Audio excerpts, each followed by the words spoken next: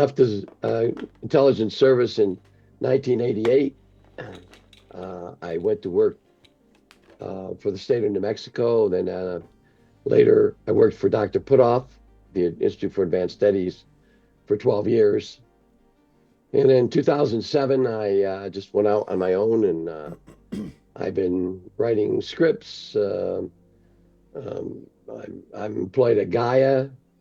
I just started the 27th season of Cosmic Disclosure Wow. this week at Gaia. I have a number of other YouTube videos out there on Doty Chronicles that I made over there in UK a couple years ago. Amazing. And that's how I got into the business. I'm now just a freelancer.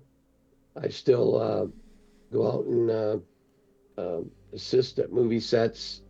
I've written 3 scripts. 2 of them had been purchased by a motion picture company for future movies down the road somewhat. And so that's me. That's Richard Doty. I'm totally out of the intelligence business, although there's a lot of people that still say that I'm connected. I'm a member of the Advanced Working Group, which is a group of retired intelligence officers, and so we still have our hands in a pot, so to speak, but we don't do anything but try. We're trying our best to promote disclosure. So that's who Richard Doty is.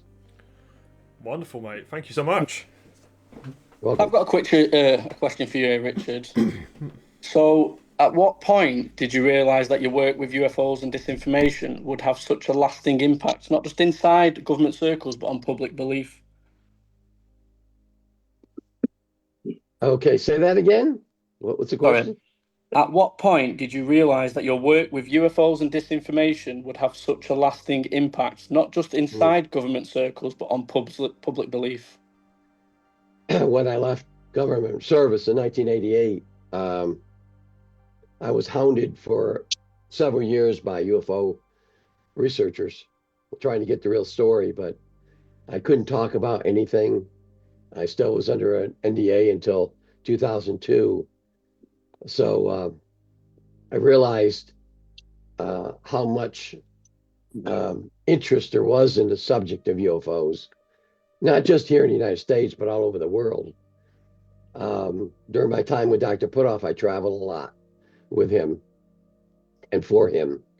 And then I realized that my name was connected to, since my name was connected to the Paul Benowitz case, and my connection with William Moore during that time period, I was always connected to UFOs and to disinformation. Although, in actuality, within the government, we don't call it disinformation.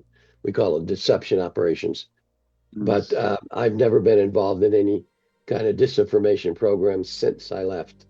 Although I'm connected, people claim I am, but I'm not. And so the importance I realized was after I left a government service. Thank you for that. Thank you. So someone wants to ask him something else. Yeah, Richard, it's Mark Christopher Lee here. Very, very nice to talk with you, fellow filmmaker on Gaia as well. I just wanted to ask you about disinformation. I know it's not the word that you use in government, but what do you think is going on in the UK? Was there any disinformation programs in the UK that you're aware of? And I speak with regards to possibly Rendlesham Forest UFO incident, whether that was subject to any disinformation? Yeah, there was. I worked with in the MOD during my time in Europe. And MOD, as you know, has their own intelligence network, not quite like MI6 or MI5, but they have feelers out all over the place. Sure. And the UK had a earlier program, not just Rendlesham, but going all the way back to the late 60s, they recovered something off the coast between, just west of Blackpool. Wow. In the ocean between there and Ireland. Mm. And that was a secret for many, many years. Mm. There were people within the MOD that knew about it, but it was kept secret for such a long time. Mm. But that particular craft was turned over to the Americans sometime in the 70s. I don't know exactly when. And we took it and we examined it. I think at the time, British intelligence or the British scientific community wasn't quite ready to understand or analyze a extraterrestrial craft, and we had been analyzing them since at least the 40s. So that's how. And Nick, Nick. Nick Pope, yeah. Yeah, Nick Pope. Him and I have worked together on set a number of times. Hmm. And he tells a couple stories that I'll let him tell his own stories. One, the story I just told you, and another story about something that happened up in the Shetland Islands. Great, thank you for that. Richard, you just mentioned about a secret area sort of close to Blackpool. Was that anywhere in the proximity, if you could answer, near RAF Machrihanish? I think that's the closest RAF base, yes. Yes. Okay. That's one question. So within the UK, is there any locations where they're reverse engineering craft, and how deep is our country in this? Would you know? Well, Nick would have to tell you that. I'm not as well versed in the UK side of UFO or UAP as Nick is, but I do know that there's some locations, secret locations, that the Royal Navy used up near the Shetland Islands and also in Scotland. Prestwick was one of the locations where that was a submarine base, and one of the underground facilities they used to analyze UFOs. But that's really the only thing I know regarding UK's examination of a UFO craft. Sure. Amazing. One more. Go on. Oh yeah, all I was going to ask, I was going to kind of hop into the disinformation dose, if you don't mind. And all I was going to ask, were you tasked with spreading disinformation, or were you protecting the deeper truths at hand? That was one thing I've been thinking about.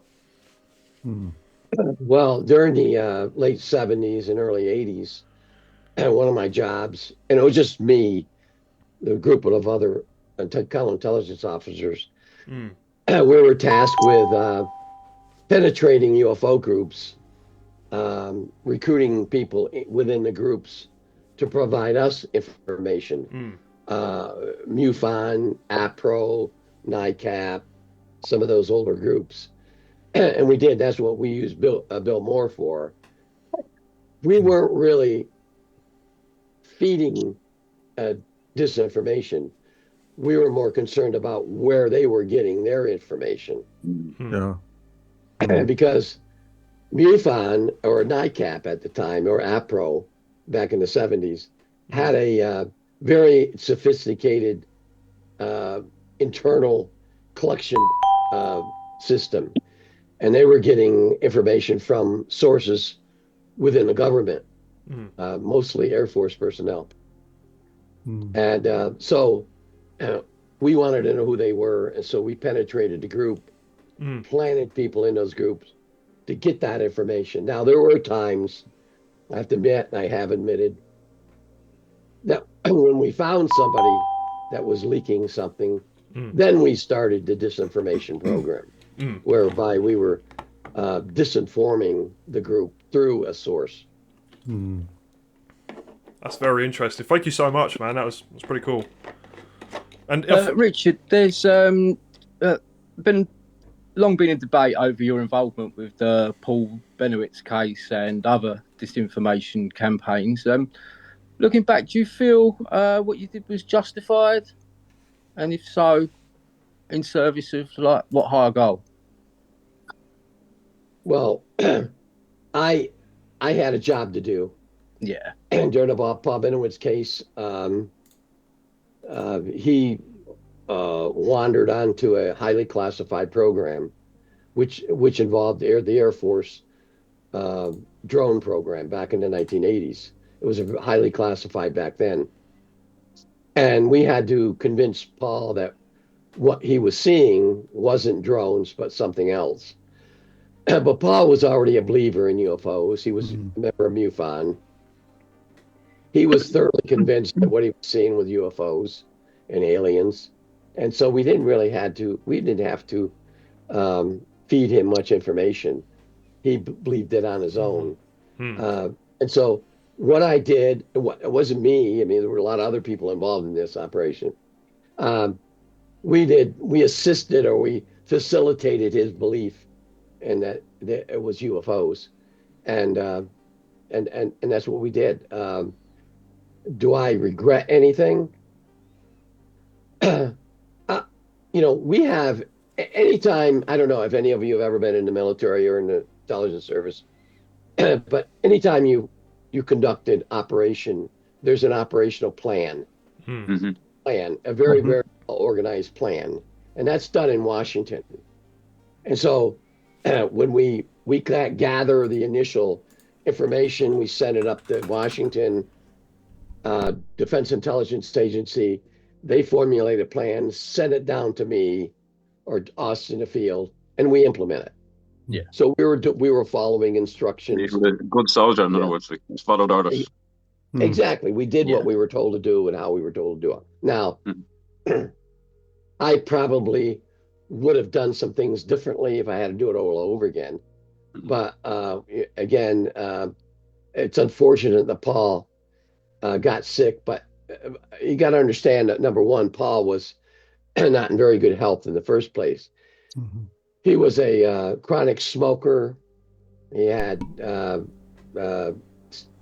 diabetes. He had all sorts of problems.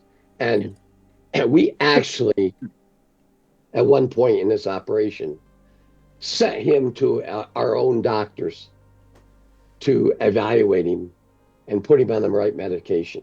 And so I know there was a rumor out there that we drugged him. Well, what we did was we took his medication. We had it analyzed by a pharmacologist and a doctor, and found out that some of the medication he was taking wasn't the right medication.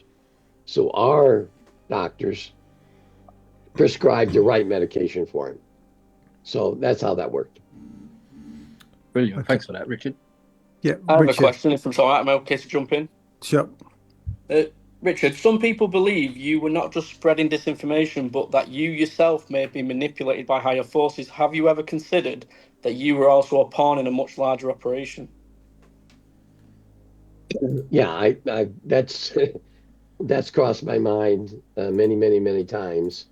I was one person. Actually, in the Paul Benowitz case, there were 9 of us involved in that operation. We were being instructed by headquarters, a guy by the name of Carl Dale, who's been in the UFO community. He's long dead, but he was running the program. There was indicators. We saw indicators that Paul was just one part of a bigger operation.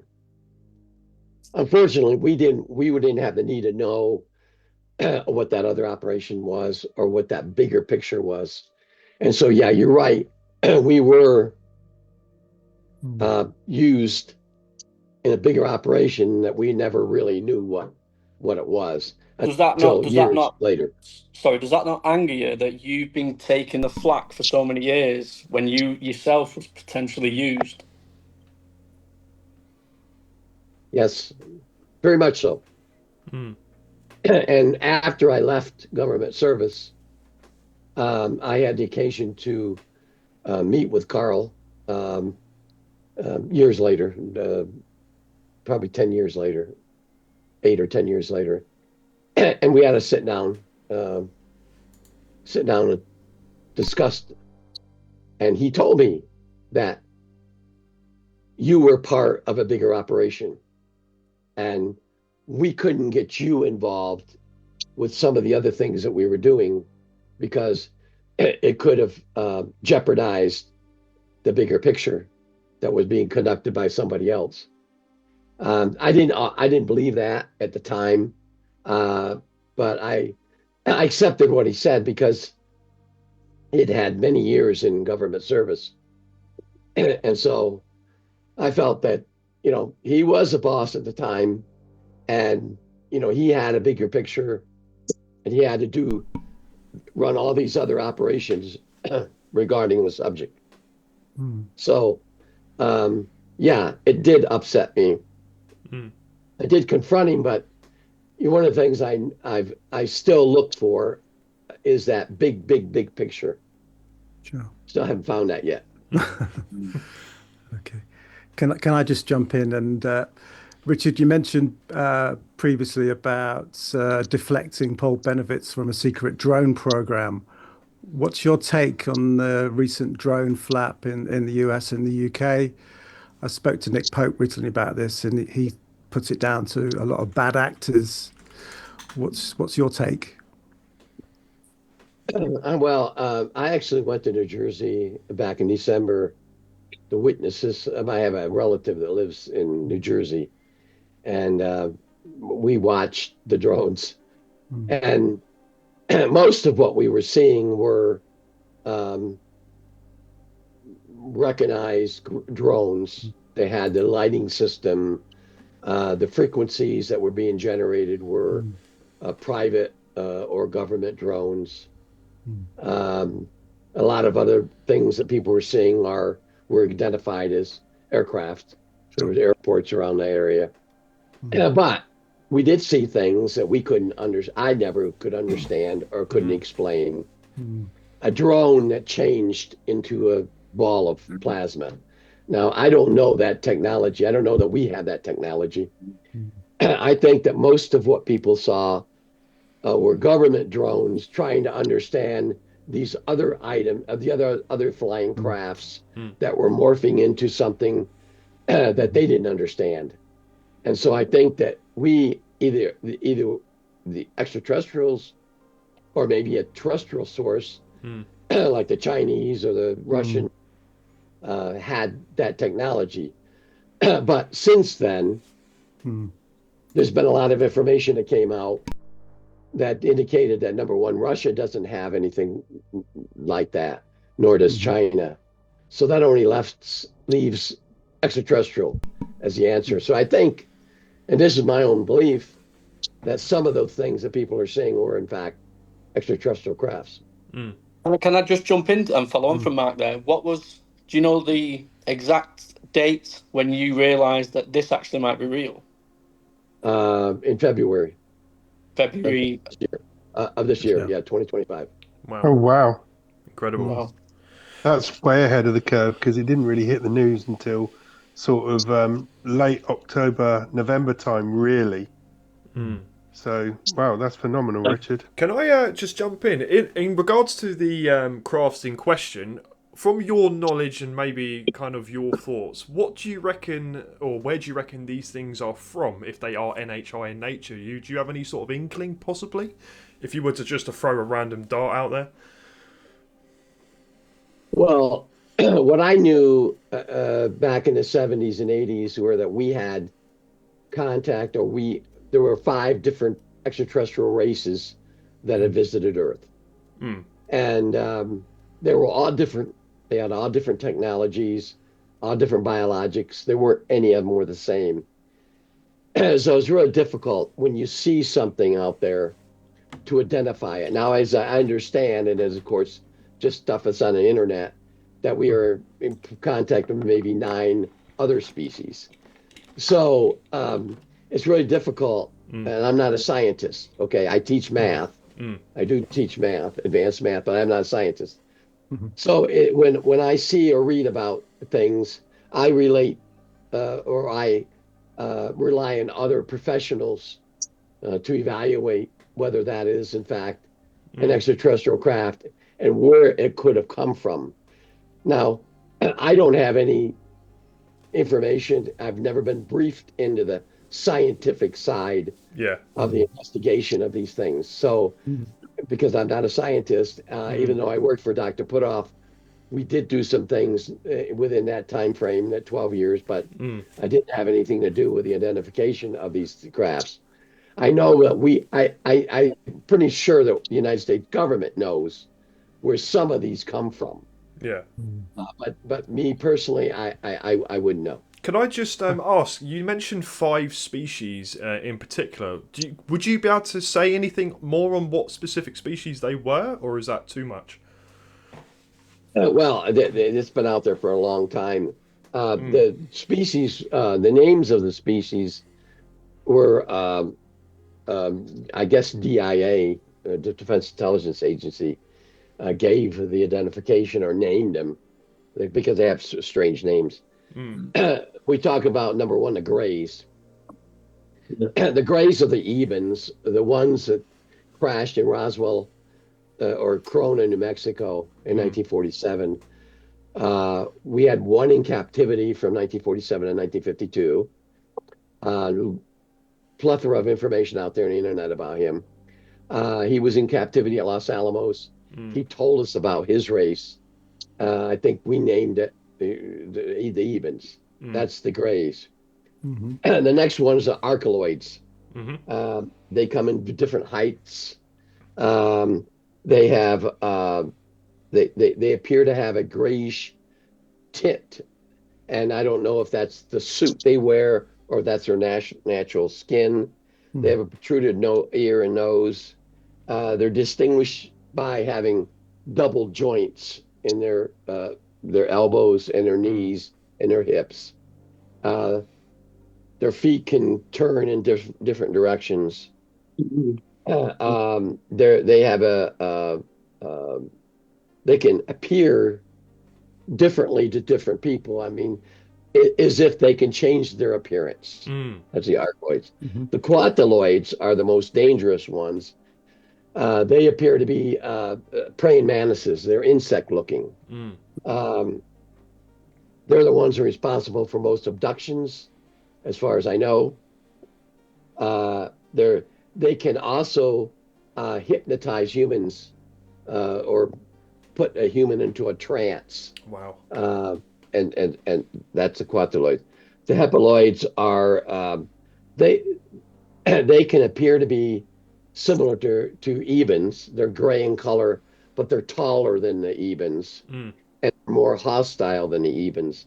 The Ebens, the Greys, the Ebens are the docile group of extraterrestrials. And of course, this is what I was briefed in way back. Things that might have changed over the years. And finally, the Trataloids are the blonde-looking ones, Nordic. They can be human-looking, but their eyes are entirely different. The irises are different. So those are the 5 that I knew about. Now, you know, there's information since then about the Repaloids and the Palladians and the others, but I don't know much about them. Thank you so much for answering that question. I appreciate that. I've got a quick question, Richard. I've asked this to loads of people. So, Zeta Reticuli star system, that's where apparently a species of critters come from. Have you heard anything about that star system? Because Lazar said one of the crafts he worked on, that where it originated from, and he read a document that stated that. He ain't got a clue how they knew, but that's what it said. What's your thoughts on that? Yeah, the Ebens came from Zeta Reticuli, the star system. The home planet we called LP9, and And I think the Serpo story, if you know what that story is, came from that planet and that particular species of extraterrestrials. All right, thank you. Okay. Richard, just quickly, Richard, you mentioned about 5 alien species. I mean, do you know expanded details about them? I mean, I know there's a lot of stuff that's already in the public domain, but like, do you know which ones were actually able to breathe oxygen and which ones weren't?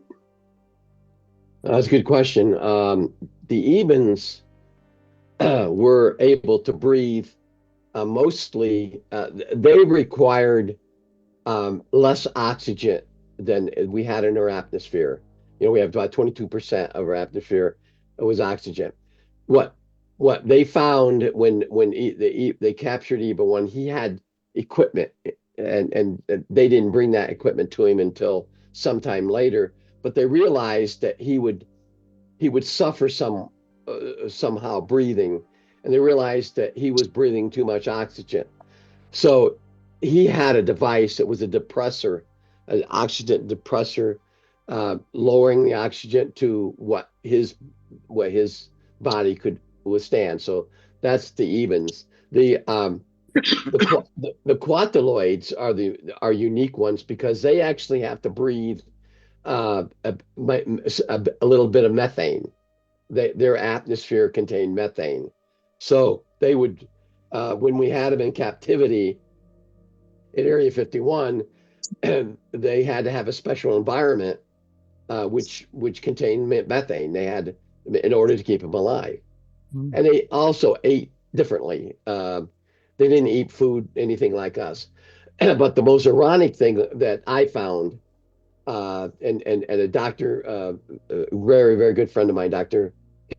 Christopher Green, explained this to me, is that everyone, regardless of where these ETs come from, whether they're different planets, the commonality among them all is they still require water. They all require water, which is really, really unique if you think about it. And so, and some of them, I think it's the hepaloids, they produce their own food. They have a little sac and their body generates the food for them. They don't eat anything on the outside. And so there's other idiosyncrasies about some of the other races that they're not equipped to talk. They don't have any voice boxes. They can't make noises like we do. The Ebens can, and some of the other races can, but some of them can't. So the only way to communicate with them is through telepathy or thought transfer or consciousness, things like that. Richard, just you said before, Eva 1, you went back to the craft and retrieved his food that he'd brought with him. What were the pellets that he was eating made up of?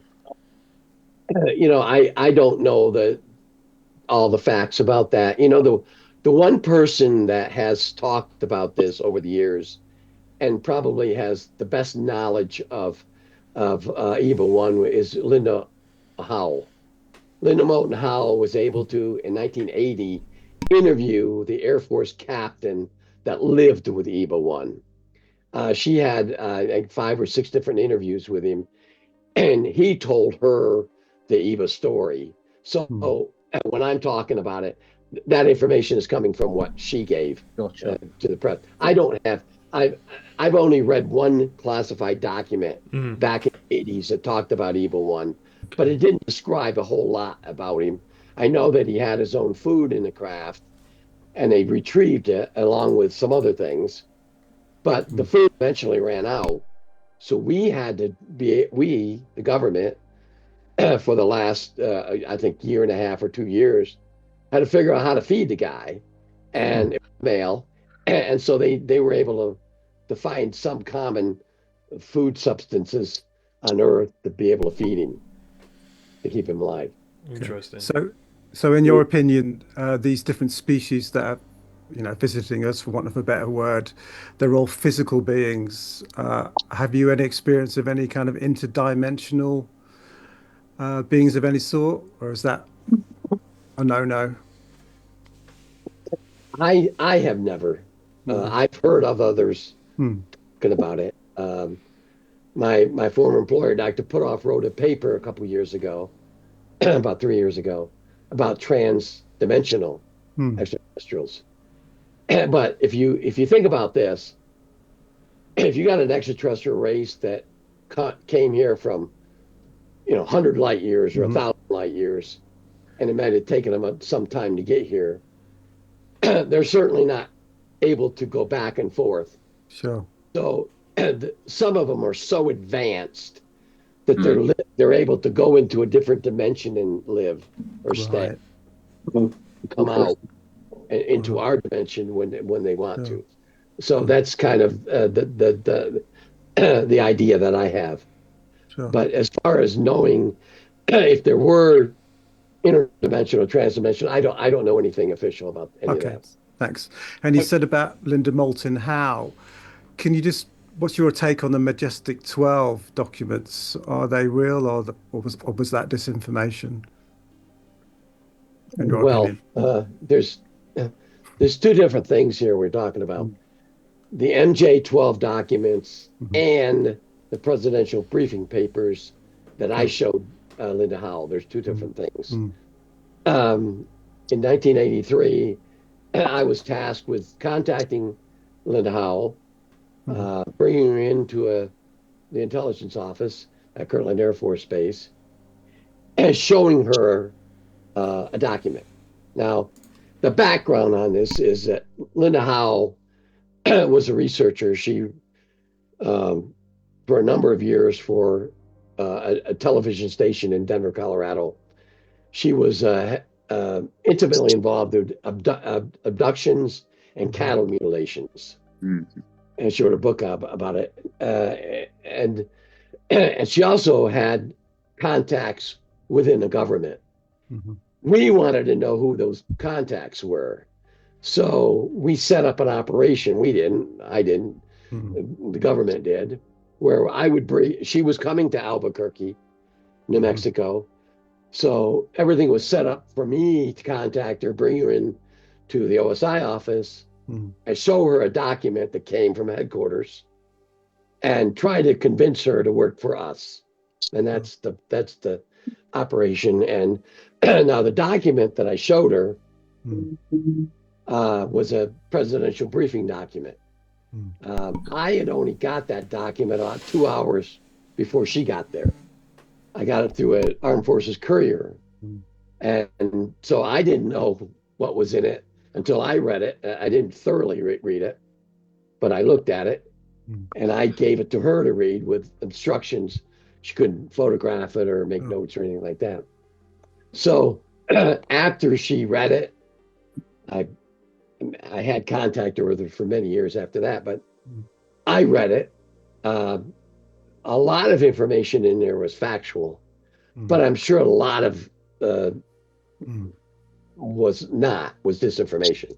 I would say, because if you're running a counterintelligence operation, or especially a counterinespionage operation, you have to give the real stuff to make the person believe it, or make the opposing intelligence service to believe what you're given. So I'm sure that a lot of information that she was given was fact, and some of it was fiction.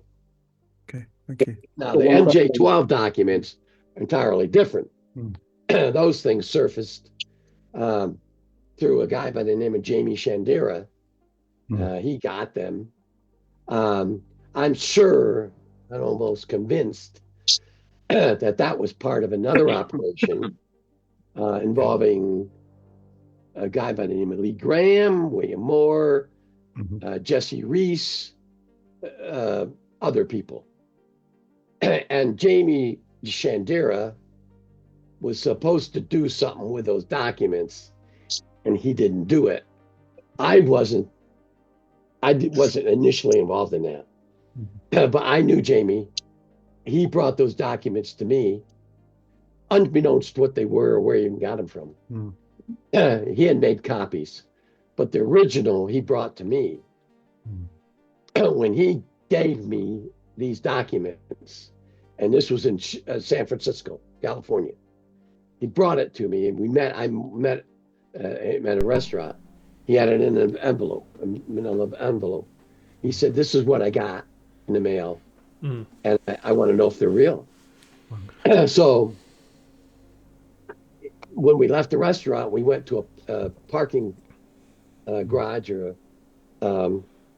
and I looked, a car park, you would call it, and I sat in a car, and I looked at it, and I realized that the markings and everything on there was classified.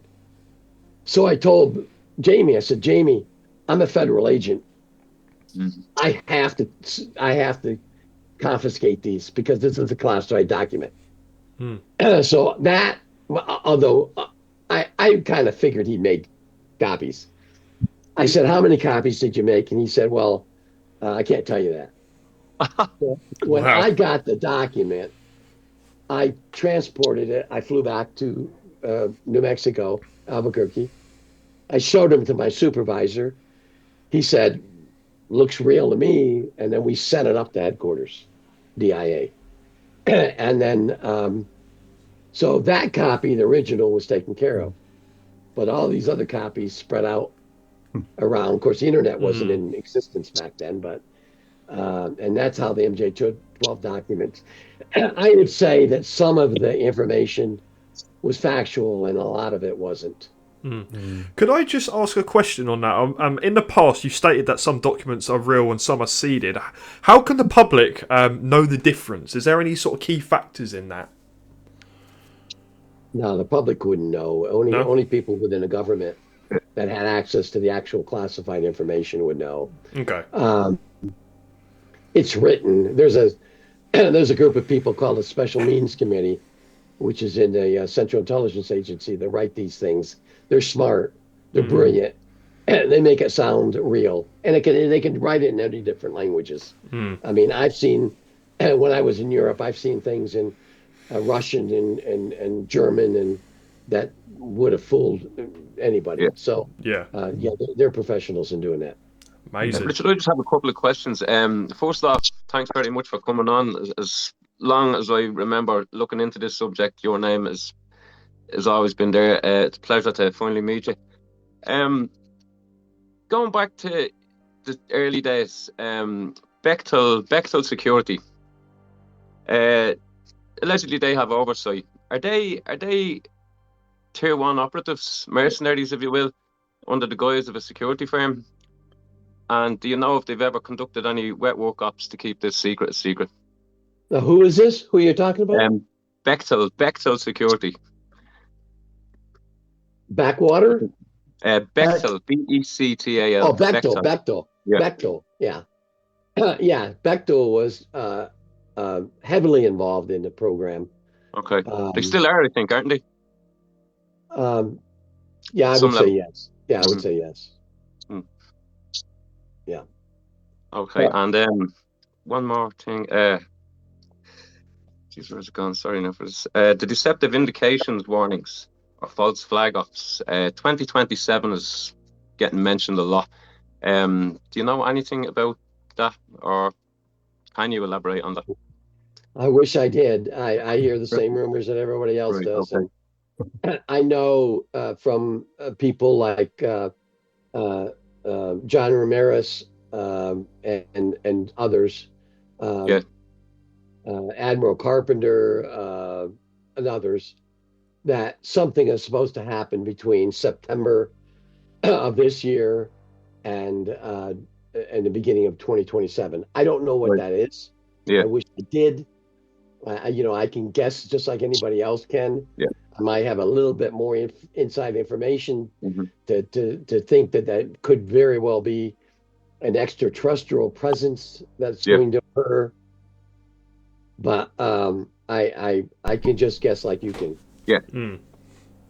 Okay, look, and just one more thing with Bectal. You know the way there was psyops back in the day where they'd conduct alleged alien abductions. Do you reckon Bectal would have had a hand in that? Yeah, not just Bectal, but EG&G also. EG&G as well? Yeah, Oh, okay. EG&G had a specific Detail. section within Area 51. In fact, E&G employed former British SAS. Right.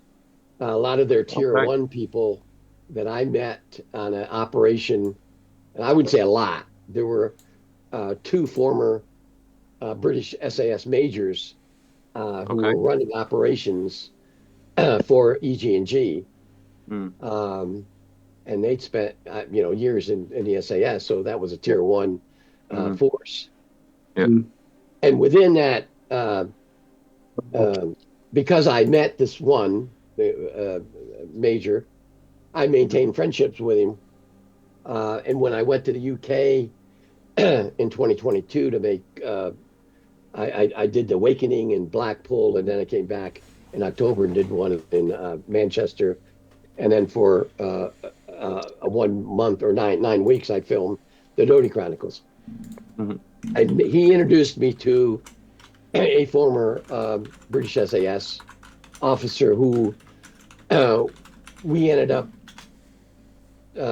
planning to make a documentary about the SAS involvement with UFOs.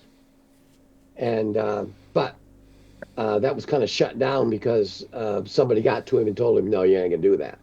Yeah. But he actually took me and some others to Shetland Island, to where a secret SAS facility existed, where we, United States Tier 1 forces, went over there and trained SAS personnel on handling or dealing or fighting extraterrestrials. Okay. So you guys, and it wasn't just SAS, because there were, we also trained some German commandos and some French, and I'll call them your brother's service in Australian SAS. So kind of a pre-galactic federation thing going on there, if you will. Yeah, absolutely. Okay. Thank you very much. Thank you. I want to bring you mentioned about an event that's going to be happening between now and 2027. Now, obviously, there's a lot of talk about Project Bluebeam, so on and so forth. And Jerry McCall-Bell came out only a few weeks back saying that there's plans in place to put an alien spaceship in the sky in 2027. So, what my question to you was, do you know any more sort of in regards to Project Bluebeam, and if they were going to be putting an alien spacecraft into the sky, is this the reason why NASA are buying so much glitter? Because that's one of the main components to put a hologram in that makes a hologram. Because if you were going to be putting a spacecraft into the sky, that's the only, a mothership. That's the only way that you'd be able to do it feasibly. Good question, but I don't know anything about what Jeremy. I mean, I'm friends with Jeremy, friends with George Knapp. I've been on his show a number of times. I've had numerous conversations with Jeremy. He asked me to help him with a film, but regarding what's going to happen and his idea of this alien craft, I don't know anything about it. And I within our advanced working group, we have former NASA, NSA, CIA, DIA people. In fact, we have former directors, and I think they would know something about this, and they don't know anything about it. And again, it could be classified, and he got information that I didn't get. So I can't say that Jeremy isn't telling the truth, but I just don't. I've never heard anything relating to that. But I do know we have the technology, the holographic technology, where we can in a battlefield we can project things into the sky, making the enemy think that we have 1,000 aircraft up there. Yeah. Where in actuality, we may have just one. We have that technology. Now, as far as alien crafts, I know, I know Lazar has said this, I know that we had extraterrestrial crafts at Area 51. I know it. I saw them. I was told. I read documents. They were there. They weren't reversed engineered. They were. Have you seen them yourself? I saw them myself. So this isn't third party. You actually seen these yourself, up close and personal. In fact, I was involved in an counterintelligence operation to keep what was other people were seeing secret, and because one was being flown by us, not by the extraterrestrials, inadvertently landed near a small community outside Area 51, outside Nellis Test and Training Range. And so the people saw that. So we had to go in and convince them that it was advanced craft that we have. I mean, something to that effect. Anyways, so I know we have, and I know we have at least 3 different types, different entire technologies. Okay. The Cash Lantern craft, if you're familiar with the Cash Lantern case in 1980, that was an extraterrestrial craft. We couldn't understand the propulsion system. So they took the propulsion system off. They put our experimental nuclear propulsion system on and flew it. And it was flown around Nellis Test and Training Range for months. And then we're going to fly it down to Texas to Webb Air Force Base. As they were flying, they had a problem with it. And so that craft was, in fact, an extraterrestrial craft. I'm almost positive it belonged to the quadriloids. I would say 90% back it was a quadriloid craft that we got. I don't know how we got it. I can't say I know that, but I know that it was flown. It was eventually brought back, and I was there, Area 51, when they brought it back, and they had to actually destroy it. Right. Can you describe the craft, Richard? Yeah, it was about 50 foot in diameter. It was a saucer shape, totally saucer shape. The bottom part of the craft had an elongated, like a tube, and that was the propulsion system. The government had to put in vents for our nuclear propulsion system, so it was modified. So if you looked up at it as it was flying, you could tell it was extremely different. I mean, it looked so strange to be flown, but it also had some type of an anti-gravity system. And again, I'm not a scientist. I don't know that. I don't know how that worked. And it took a long time for our pilots to understand it. And as I understand, the interior of the craft had seats, and the pilots had to sit there with their hands in indentation, handprint type of things.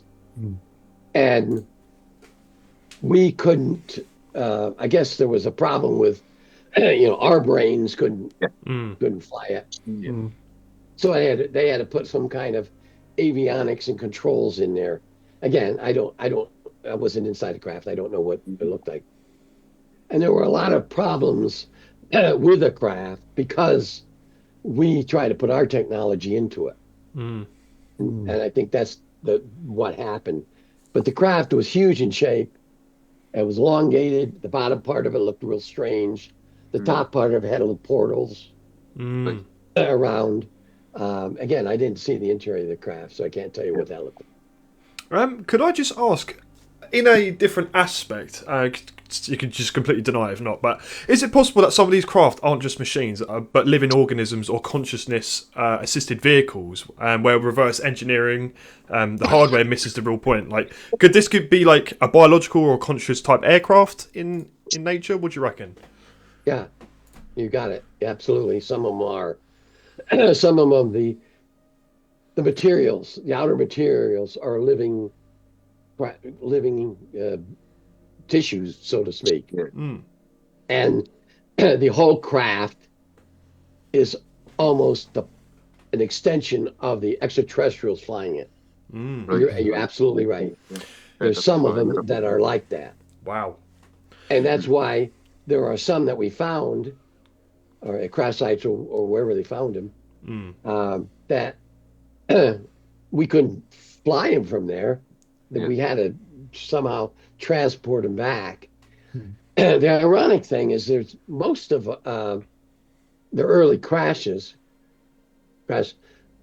recoveries were in the southwest of the United States, New Mexico, Arizona, Nevada, and Utah.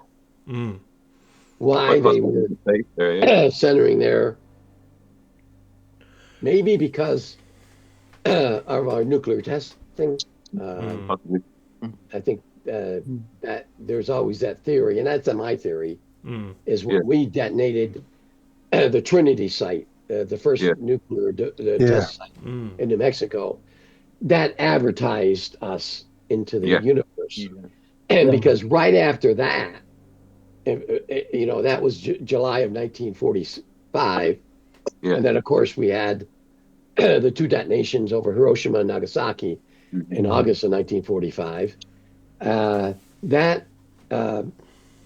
Shortly after that, in September and October of 1945, there were a number of sightings of strange things flying around New Mexico between Socorro and Bingham. That's exactly where the Trinity site is. That people saw, but they didn't know what they were. And they thought they were military.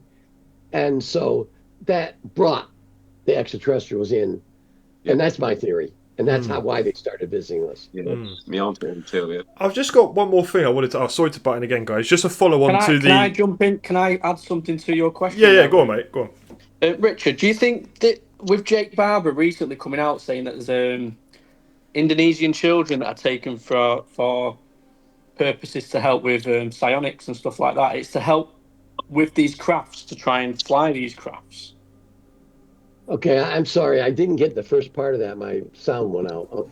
So Jake Barber recently did an interview with Jesse Michaels, and he said that we have these children, we get them from Indonesia, and they're cared for and stuff like that, and it's for psionic purposes, and it's to try and do these, connections with these crafts and to summon these crafts and stuff like that. Do you think there's any connection with any of this stuff that you're speaking about now?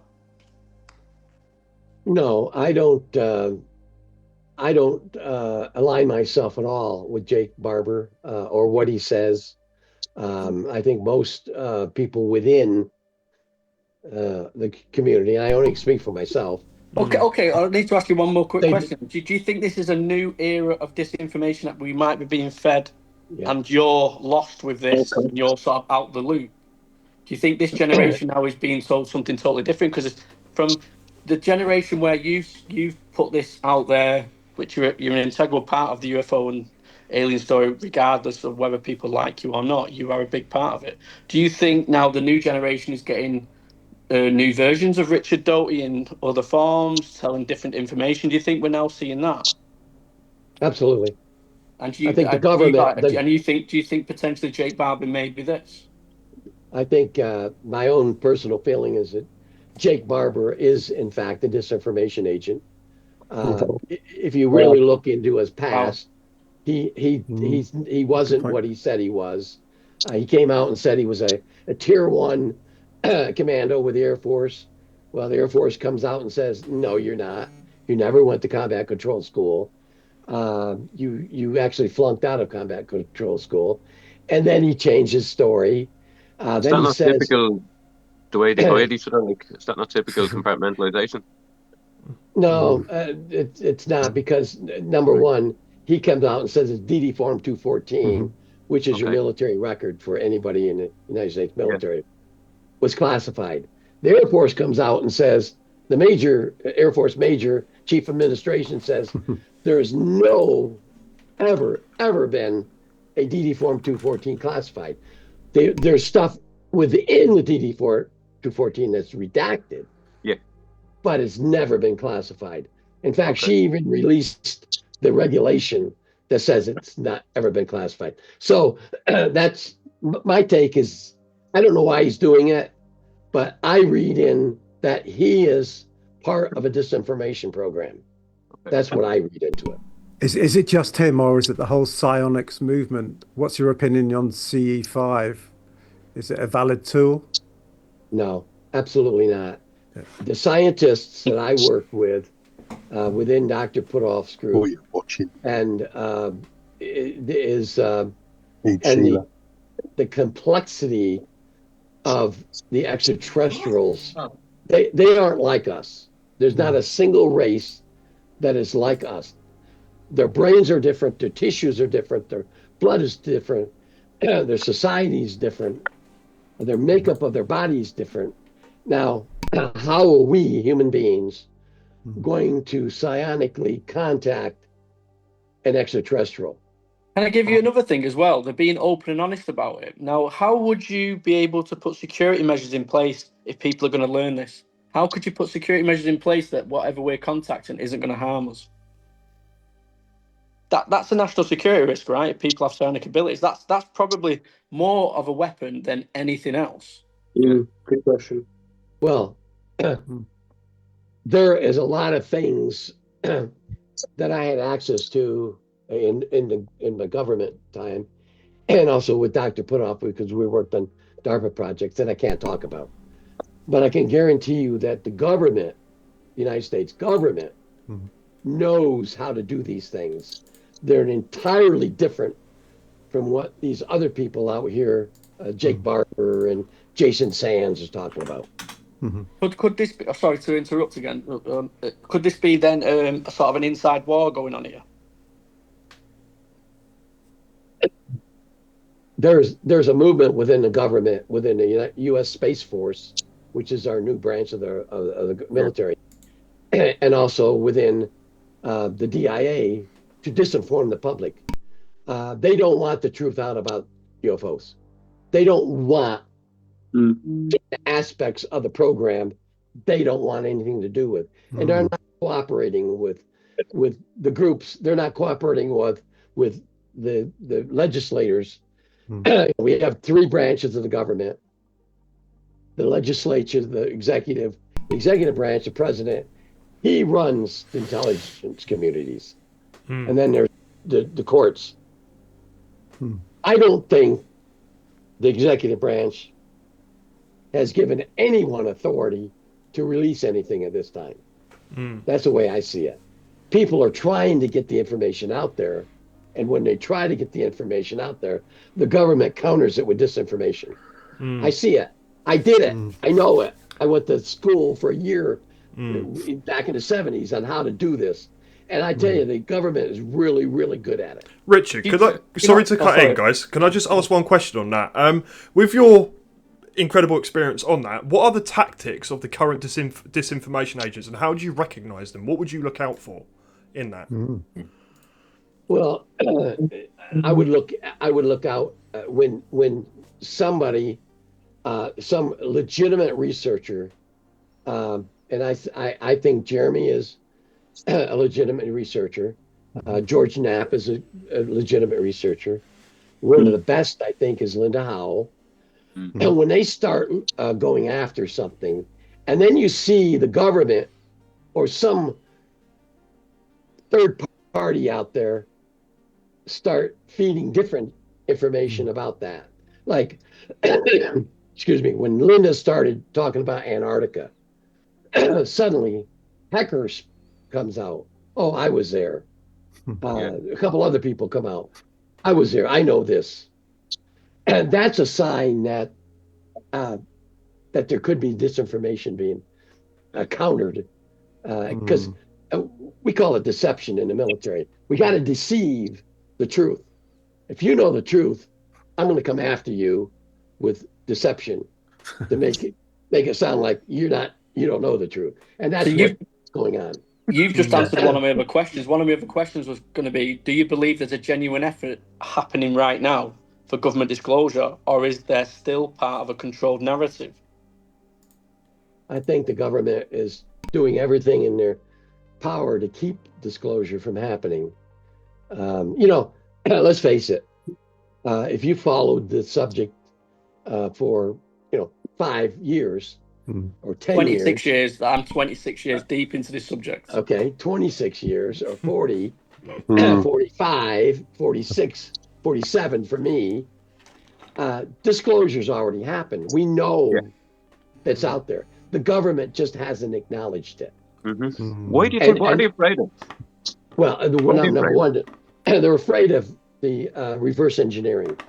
Okay. They don't want our knowledge, and I guarantee you, I can't go into it, but I guarantee you, we've learned a lot of great information, and we developed some amazing technology from the extraterrestrials. It's sitting away out here in a closed bunker. And it should be, I think. But we should at least be told that there's alien life out there on ultra-terrestrial. Do you think any of this could be ultra-terrestrial life in the oceans? I believe it. I strongly believe that there's life in the oceans, and I'm convinced of that by Admiral Carpenter. I did a couple shows on a guy about what he says. He was a submarine commander in the Indian Ocean.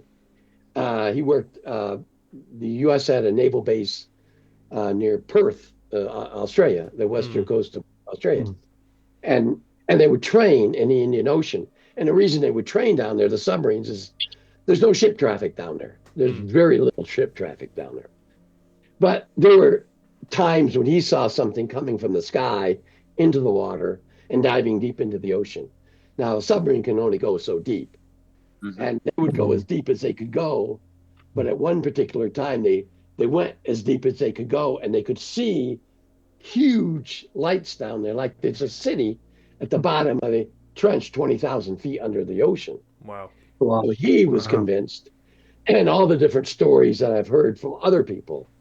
There's a Australian fisherman that had a story on years ago. He was out. He owned a company. He would take his fishing boat out west of Perth or east of Perth and fish. And one night, his crew, 11-person crew, they just finished getting all their fish in, and he's in the captain's deck, and they call him out. He said, "Captain, get out here real quick." And he goes out, and there's a flying saucer above his fishing boat. Wow. And he goes, "Oh my God, what is this?" And this is back in the 70s, okay? He thought, well, is it a Royal Australian Coast Guard? No, didn't know what it was. It was a haze that came over the boat. Wow. And the 11-person crew lost time. They just right. And they wake up, and it's a different day. Several days later, they all have different recollections of what happened. But every one of them had the recollection that they were taken down to an underground city in a bubble. Wow. They were in a bubble looking up at fish and things, and they were deep under the ocean. And it wasn't just him. Every one of the crew experienced the exact same thing. Wow. How do you explain that? Could I just ask a question on a technology side? Because a lot of people are more so focused on unidentified flying objects. Is there any sort of backwards engineered tech from liquid bionics, I guess? Like, because humans have a liquid robotics system now where they can morph and manipulate and rejoin shape. Is there anything like that the ETs have on Earth, on land? Like they could morph on land or something?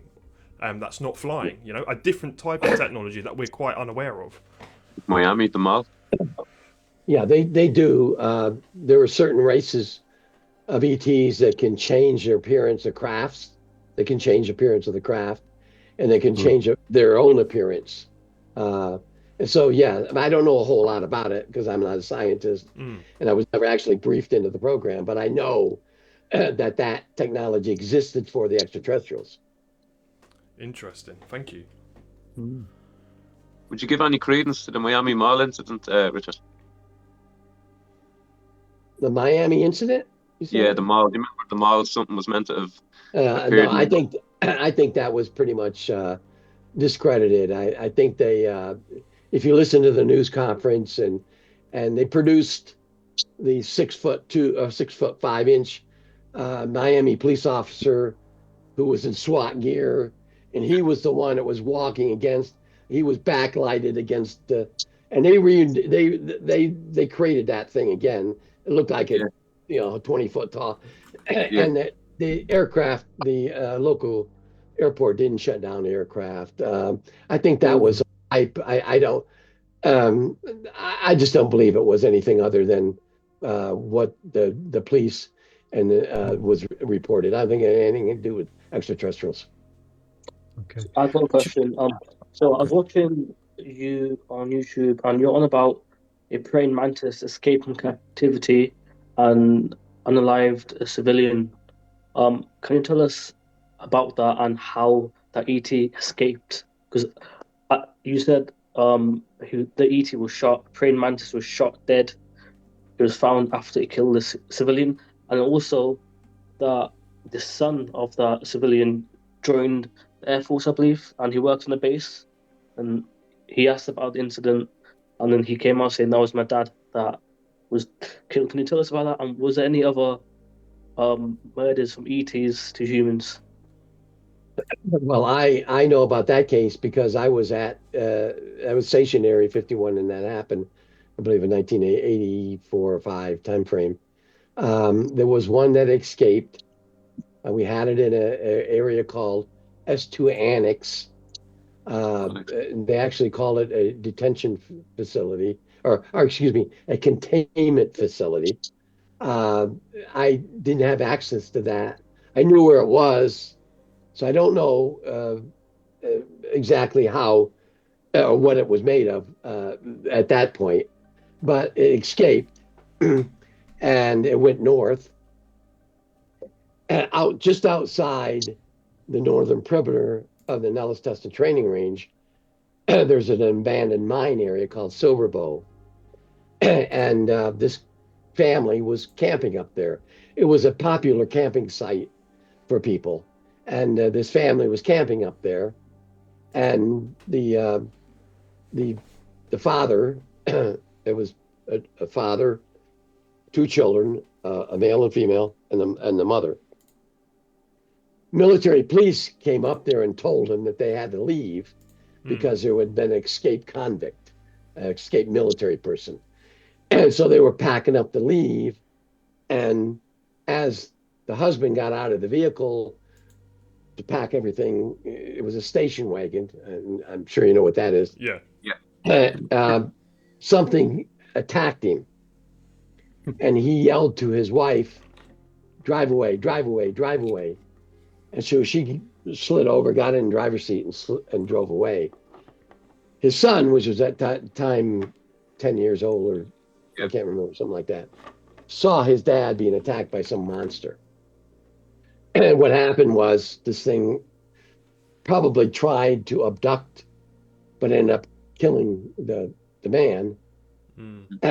He brought the body, the creature brought the body back inside Nellis Test and Training Range. Military police responded and shot and killed the ET. The boy, the mother was compensated. The government privately got compensated the family. Although the body of her husband was never given to her. The government did something to that.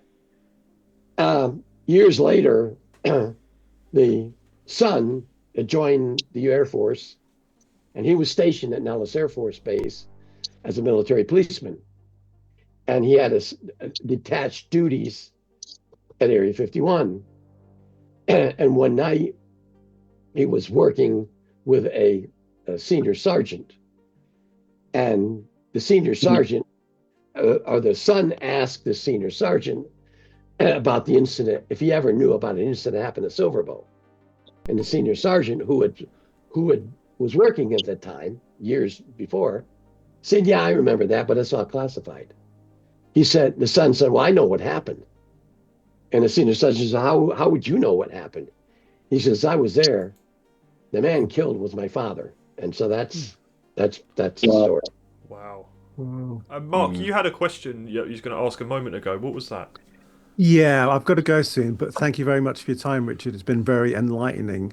I just wondered if you heard, I've been contacted by one of my lab contactees, and they wanted me to ask you if you heard of a Black Ops program called Magic Radar, MAJIC Radar.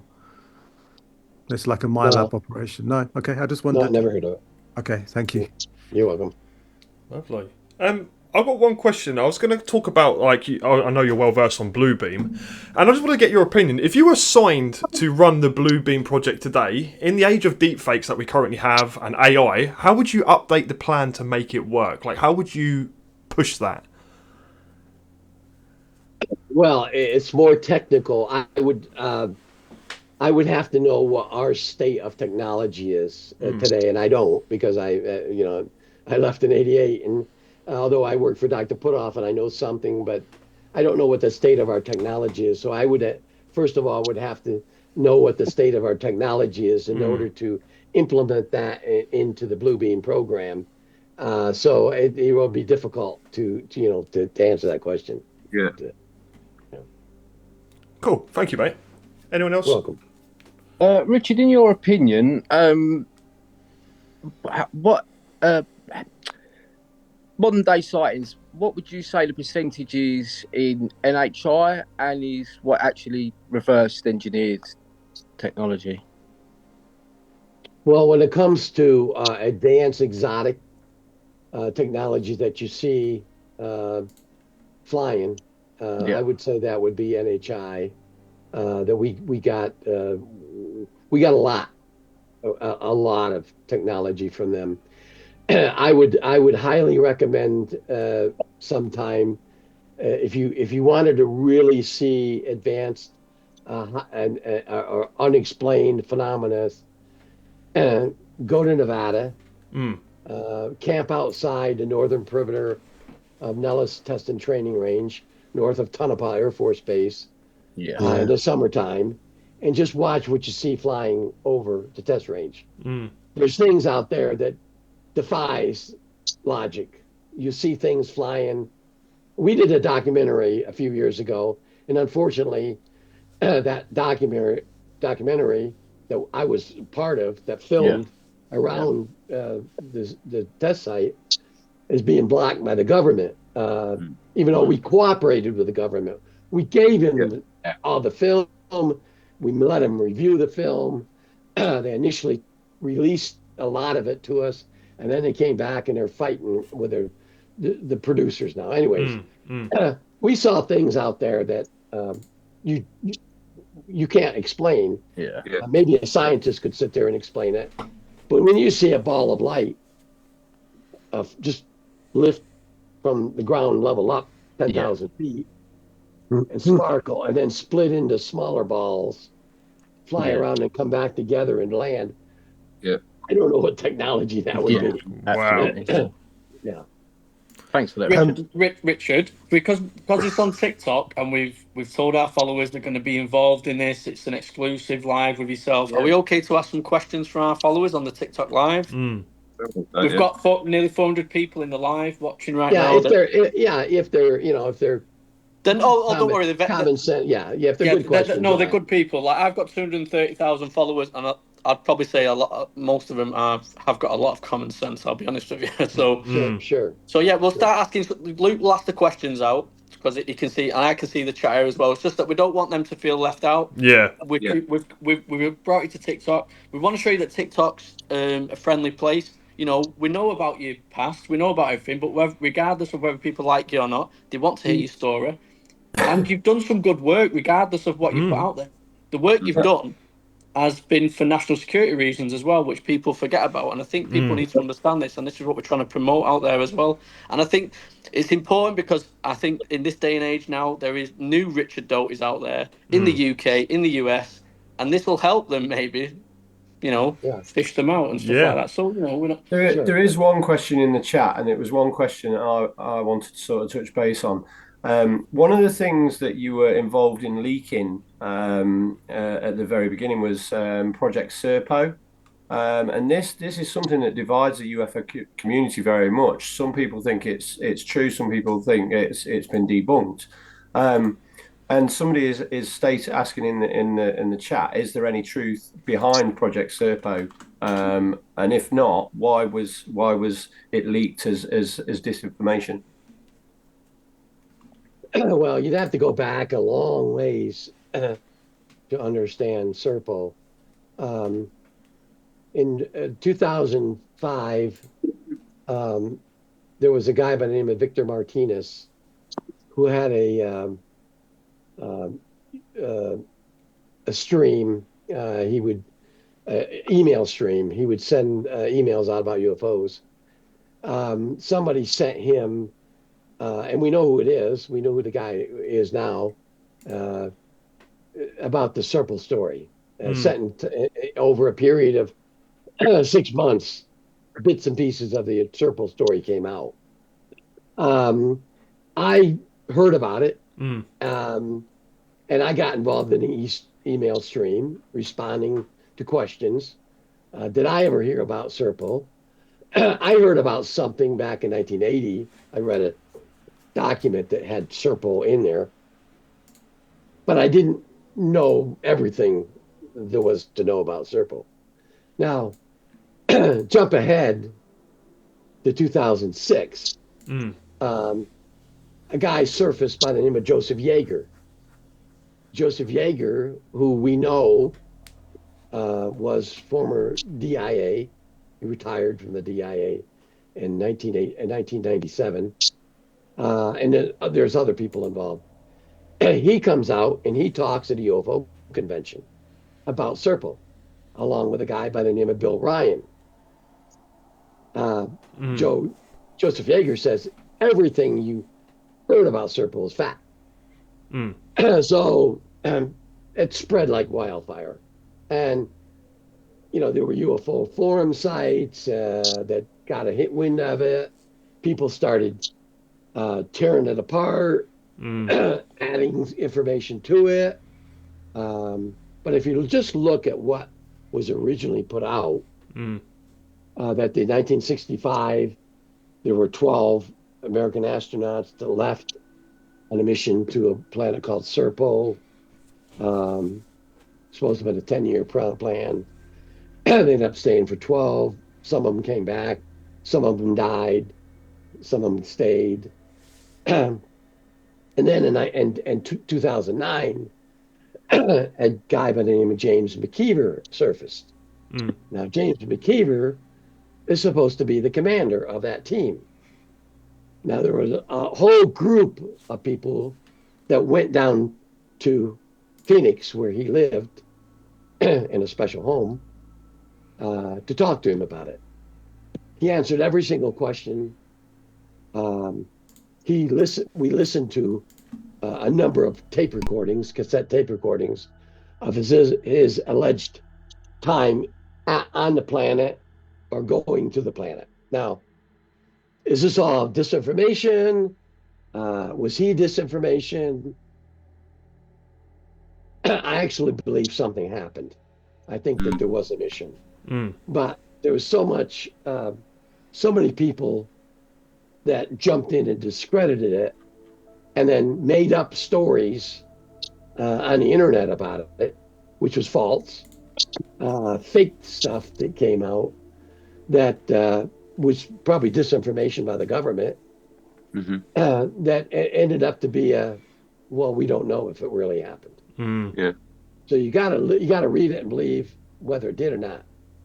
He died McKeever died, and he was a colonel, United States Air Force. He died in, I think, 2012. Right. Thank you, mate. I've got a question Got a from a question user. here. Sorry. Cool. Sorry, Mark, are you going to carry on or? Yeah, okay, you go. I'll go next. You Yeah, go. so there's a user called Imminent UFO that's asked quite an interesting question, but I'm going to word it like this.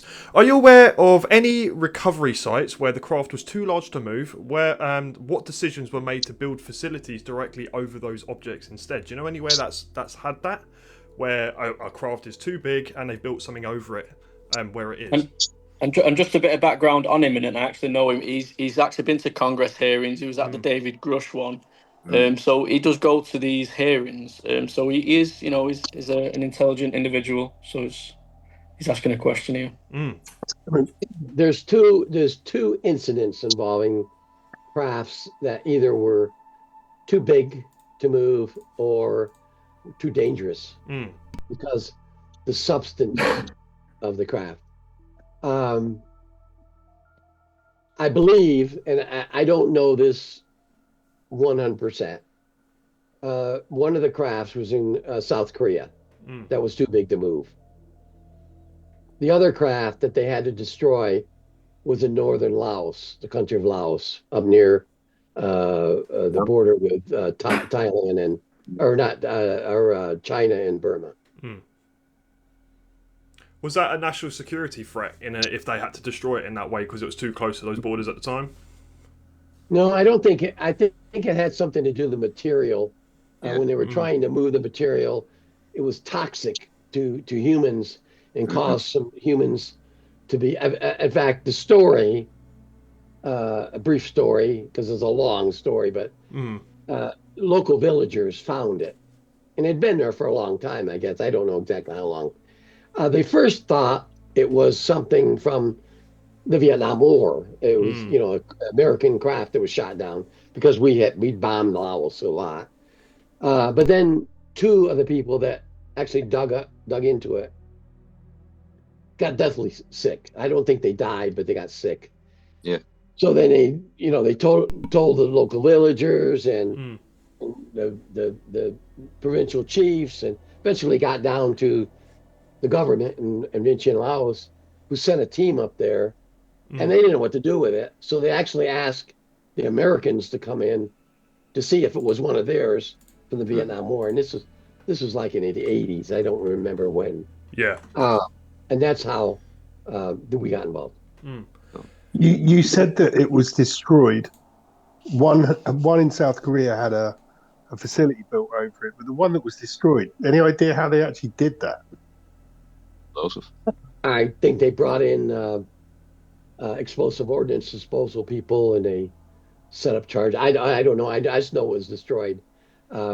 It seems, the story is really long because there's a lot of facets involved in it. The Chinese got involved in it. Anyways, the end part of the story, all they said was it was destroyed. I don't know how that.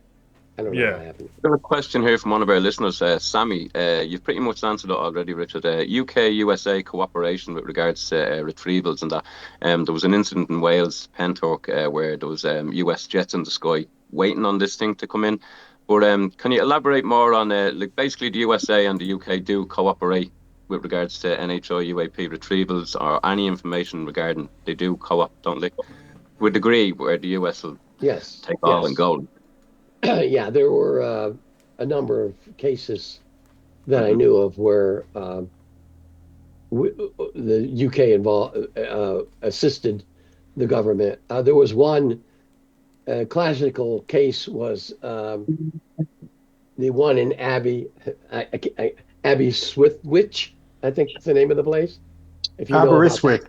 Yeah, Aberystwyth. That case. Something crashed. MOD came, Air Force OSI comes, the craft actually took off and crashed in the ocean. The Royal Navy and the Air Force Navy went out and recovered it. That's so. Yeah, do you know much about the Pentork incident in Wales? In my opinion, it's bigger than Rendlesham Forest. Only what I've read. I don't have anything personal. No, I don't. We actually have we actually have Kaz Clark on TikTok. Are we going to get a Richard Doty TikTok, by the way, after this live? I don't know. I think we've shown it's a friendly community, and you've said in previous interviews that you're outed from it. They don't want to know you, and we're trying to bring you back into it because we think you can be an integral part of maybe helping. Obviously, there's going to be that element of doubt because of what you did as your job, but I think I think you're an honest man, and for your age, you look very well. How the hell are you 80 years old? How are you 80 years old? I'm not 80 years. You should have died 30 years ago. You should have died 30 years ago. Number one, I don't know how that age got on the internet, but I'm not 80 years old. How old are you? I'm 74 years old. You're still correct for 24. Well, that is legitimately on the internet, though, that you're 80 years old. I've researched it, and you're debunking it. So you've lied about your own age. Disinformation on you. Back in the deception there's the clip. Do I look 80 years old? No, I don't. There's the clip. So So it's Richard Doty lied about his age. Yeah. That's it. He's not 80 years old. I never told anybody I was 80 years old. That was something That was that disinformation. So on the Greenwald got internet, it says you were born 1944. There actually is a Richard Doty that was born in 1944, but it's not me. Your doppelganger, huh? You got cloned. I knew it. That's Richard Doty. I was born in 1951. Can I ask? I want to ask you about this one. This is one of the most fascinating ones for me. The alien interview tape, 1997. Can I have your opinion on that? 100% legitimate. Wow. Yeah, so. Now I don't know whether to believe you because of your past life, but I genuinely believe that tape to be real. Yeah, me too. You can believe me or not believe me, but I can guarantee you that's absolutely real. I genuinely believe that tape is the most legitimate thing out there showing an alien being interviewed, and people just dismiss it. And I think it's because of the time it was released. Wow. Because this was spoken about on George Knapp on the record show in 1987 with John Lear, and he mentioned that there's a tape coming out soon. It's going to be an alien interview tape. It ended up being 10 years later. Yeah. But there was also a letter wrote by John Lear that mentioned Bill Moore, which you've spoke about, which he did infiltrate at one point. So this is why I'm asking this question. Did you have anything to do with Bill Moore maybe not releasing that tape or these tapes that he had possession of? Because he had possession of two tapes, apparently. One with the government military, and one with the alien interview. Bill Moore, the connection with that was involved another agency, not me. I had nothing to do with that. Bill Moore was being used by another agency, and so I don't have any connection to that incident. But the tape that John Stewart did such a great investigation on. We've got him next. We've got him live next, by the way. He's a friend of yours. John, he's a very, very good friend of mine. The most ironic part of that tape is how we were able to communicate with extraterrestrial. We were able to find the U.S. government had, we call it in the bullpen. I don't know if you know what a bullpen is. Like say that again. Yeah. A baseball bullpen, pitchers waiting to come in. And these were monks, Catholic monks, that could read the aliens' minds. Wow. And ask John to explain that. Carthusian monks, they're called, and they had a unique ability to communicate with extraterrestrials. What are they again? Carthusian? Can I ask you a question? What crash is that alien supposed to be from? Kingman, I believe. The what? Right, okay, the Kingsman. Is that the Kingman crash? Was that is that the 1989 one? 1953. Oh, 53. Wow. When was the tape? When was the tape supposed to be recorded? In the 80s. Yeah. So the alien was alive from the 50s to the 80s. Is that the J-Rod? I thought it was the Kalahari. J-Rod is a different species of extraterrestrial. Okay. So here's a question. Richard, there's a question from the chat here. Do you know anything about the orb showing up all over the world now? And what do you make of it? Wow. Yeah, I've seen it myself, and so they're being seen all over the world: Japan, Indonesia, every place. All over. I think there was some form of a reconnaissance by the extraterrestrials. It's like a reconnaissance device that they would send out first before they send out a craft. If you've seen the movie Close Encounters of the Third Kind, sure you all probably have seen that. Yeah. Remember, the first crafts that came into the Wyoming location was these small orbs. Yeah. That's actually the way the extraterrestrials do it. Send a probe. Military Just uplink. why do you think it's happening though? I mean, if you think these are reconnaissance and these are NHI drone craft, why in such abundance? Good question. I don't know. I wish I did. Maybe because each one of them have a different mission, or that they're trying to throw off our radar system or the early warning systems that we have. That could very well be.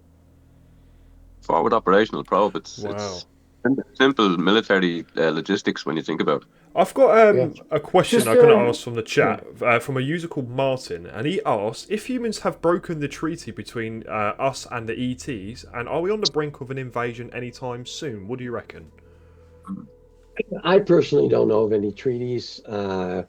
Everyone within the government that I know, they don't know any treaties. So I don't. There may be, but I just don't know anything about any treaties. Gotcha. But you don't think there's any truth to the Greater Treaty in 1954? Eisenhower, no. I never heard anything. I never read anything in any kind. I mean, I've read literally thousands of pages of classified documents involving the subject, and I've never read anything about any treaties. Okay. What do you think? And that doesn't mean there isn't any. I just don't know about them. What do you think about the Holloman Air Base footage? Do you know the 8-second clip? Yeah. That's real. So that was real. Well, it was debunked, wasn't it? It was debunked about, was it a couple of years back by this guy, and was it a Falcon jet, Dan? Yeah, it was. Yeah. Some Falcon jet coming in because they put the actual longer video out there, and it's showing it coming in, and that was the light at the front of it, and it was actually showing the wings coming in, and it was actually one of the Falcon jets. So I'm not dismissing the whole Holloman Air Force Base story, because I do believe there's some truth to that. But I think the footage, the 8-second clip, that was deliberately said to be real when it was actually just a... Well, there's an actual real clip out there about the Holloman. The Holloman case is interesting because the craft originally landed near Socorro, New Mexico. The Lania Zamora case, if you look at the dates, exactly the same dates, April 24th. Same. It landed first at Socorro because they had the coordinates wrong, and then it landed at Holloman. I know a lot about that because if you really have done research on it, my uncle, Major Edward Doty, investigated that case. So he's dead now, but he's, I've talked many hours to him about that case. Amazing. I've got a question from I know we're jumping the gun. I'm just trying to get a few of our viewers' questions in then, just to get your point of view. And on the current state of where people are potentially engaging with these ETs, do you believe there are risks involved, physical, mental, or even spiritual, and when civilians attempt to initiate contact with these non-human intelligences? Yes, there can be extreme danger to bodily harm. I've seen it. I've investigated it. They might first appear to be friendly, but then they have a mission, and they're going to try to manipulate you, or examine you, or take something from your body, some some kind of fluids or skin samples or something like that. So they are all friendly and docile. They can be dangerous. I've listened to horror stories from abductees who didn't want to go there, and they did. And then I listened to some legitimate stories from people who made themselves available, and then were very regretful after they had contact. Richard, Wendell Stevens, you know Wendell Stevens? Oh, I knew Wendell very, very well. Yeah, so Wendell Stevens spoke about these aliens that would they would use this certain enzyme, and it was the same enzyme that was in cattle. So like cows' tongues and certain other body parts would have the same enzymes as human beings, and they would feed, but they would sort of use like an enzyme shower, and they would shower themselves into feed, but they would also wipe away the excrement on their arms and stuff like that. Any information on that, whether that's true? I've heard the same story from Wendell. I've known Wendell. He, of course, passed away, but I knew him from the 80s on, even when he just got out of prison. And he's been a friend. He was a friend right up to the day he died. I listened to probably almost all his stories, and he showed, he used to, at UFO conventions, he would take a group of us into a different room in a hotel, just a certain number of people, and show us things, a little film clip or something that he had that he wouldn't want anybody else to see, or documents that he'd had that he wanted us to read. So yeah, I've heard Wendell's stories, whether some of them might be exaggeration or fact. Wendell did exaggerate in a few things, but it's a concern, because it makes you think about whether these people that go missing, which is there's millions over the decades that have gone missing, primarily children, whether they're being used for purposes of maybe these to fly these conscious crafts. If they're not used for that purposes, it doesn't matter what purposes. But where are these children going? We're not seeing them. They're adults now. Some of them will be a lot your age. Where are the children? The missing children. This is the thing that I try and push out there. There is something going on. This is what worries me, Richard. Jake Barber says that they are put in fight or flight mode. And if you're into your conspiracies, you know where fight or flight mode is also put into, which is the reptilian side of things, where it's about the blood stuff, which I don't want to get into. Yeah. But it makes you think whether he's trying to cover this up by saying they're using for psionics, but they're really using them for that purpose. So I'm trying to decipher why would they use these children for the same type of things and have to put them in this same type of mode, fight or flight mode, when over the years you've read about the reptilians, the adrenochrome and all that kind of stuff, to put them into that. But now they're saying it's to be used for psionics abilities, to be able to summon these crafts. Have you got any opinion on that? It's really a mystery of why, number one, why so many humans, and it's just not on Earth, it's all over. I mean, just not in the United States, it's all over the world, that go missing every year. I really delved into that some years ago, reading everything I could, going to Alaska, listened to some people up there explain what happened in Nome, where all these people disappeared, in an hour, all these things. Why are the extraterrestrials doing what they're doing? That's a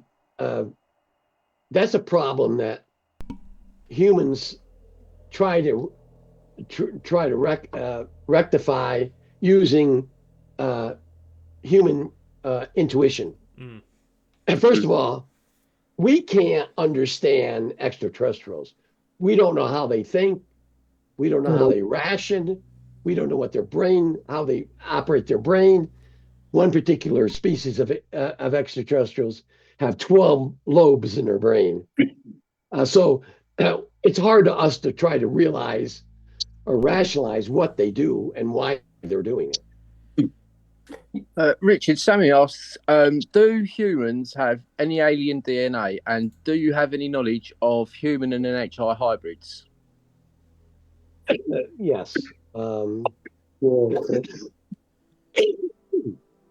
Excuse me. I did an entire program on Gaia with the Katie Smith story.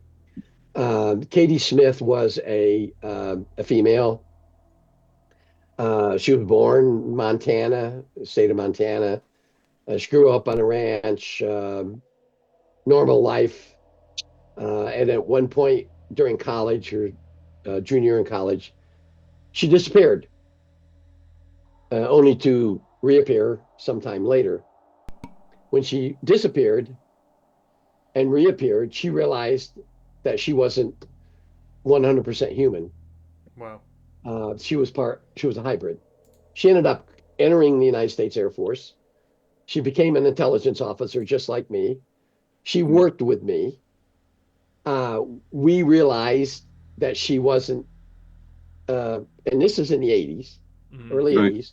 We realized that she wasn't totally kosher. She was different. Yeah. She was different. Yeah. And even then, we realized that there was a possibility of hybrids, even in 1980. We didn't understand it that well, but we knew it. She assisted us in understanding hybrids, what the DNAs were, and how she was different. The fingernails, the earlobes, the irises, all these different things that you can detect that particular species of extraterrestrials, hybrids. So, and she assisted us in finding other hybrids. Wow. And over the years, she's out of AFOSI. She still works for the government. I have conversations with her periodically. She's in Washington, D.C., but she's a hybrid. And she's one of, if you can believe it, millions of other hybrids. Wow. Europe right now. Yeah. Could I just ask a question on the hybrids themselves?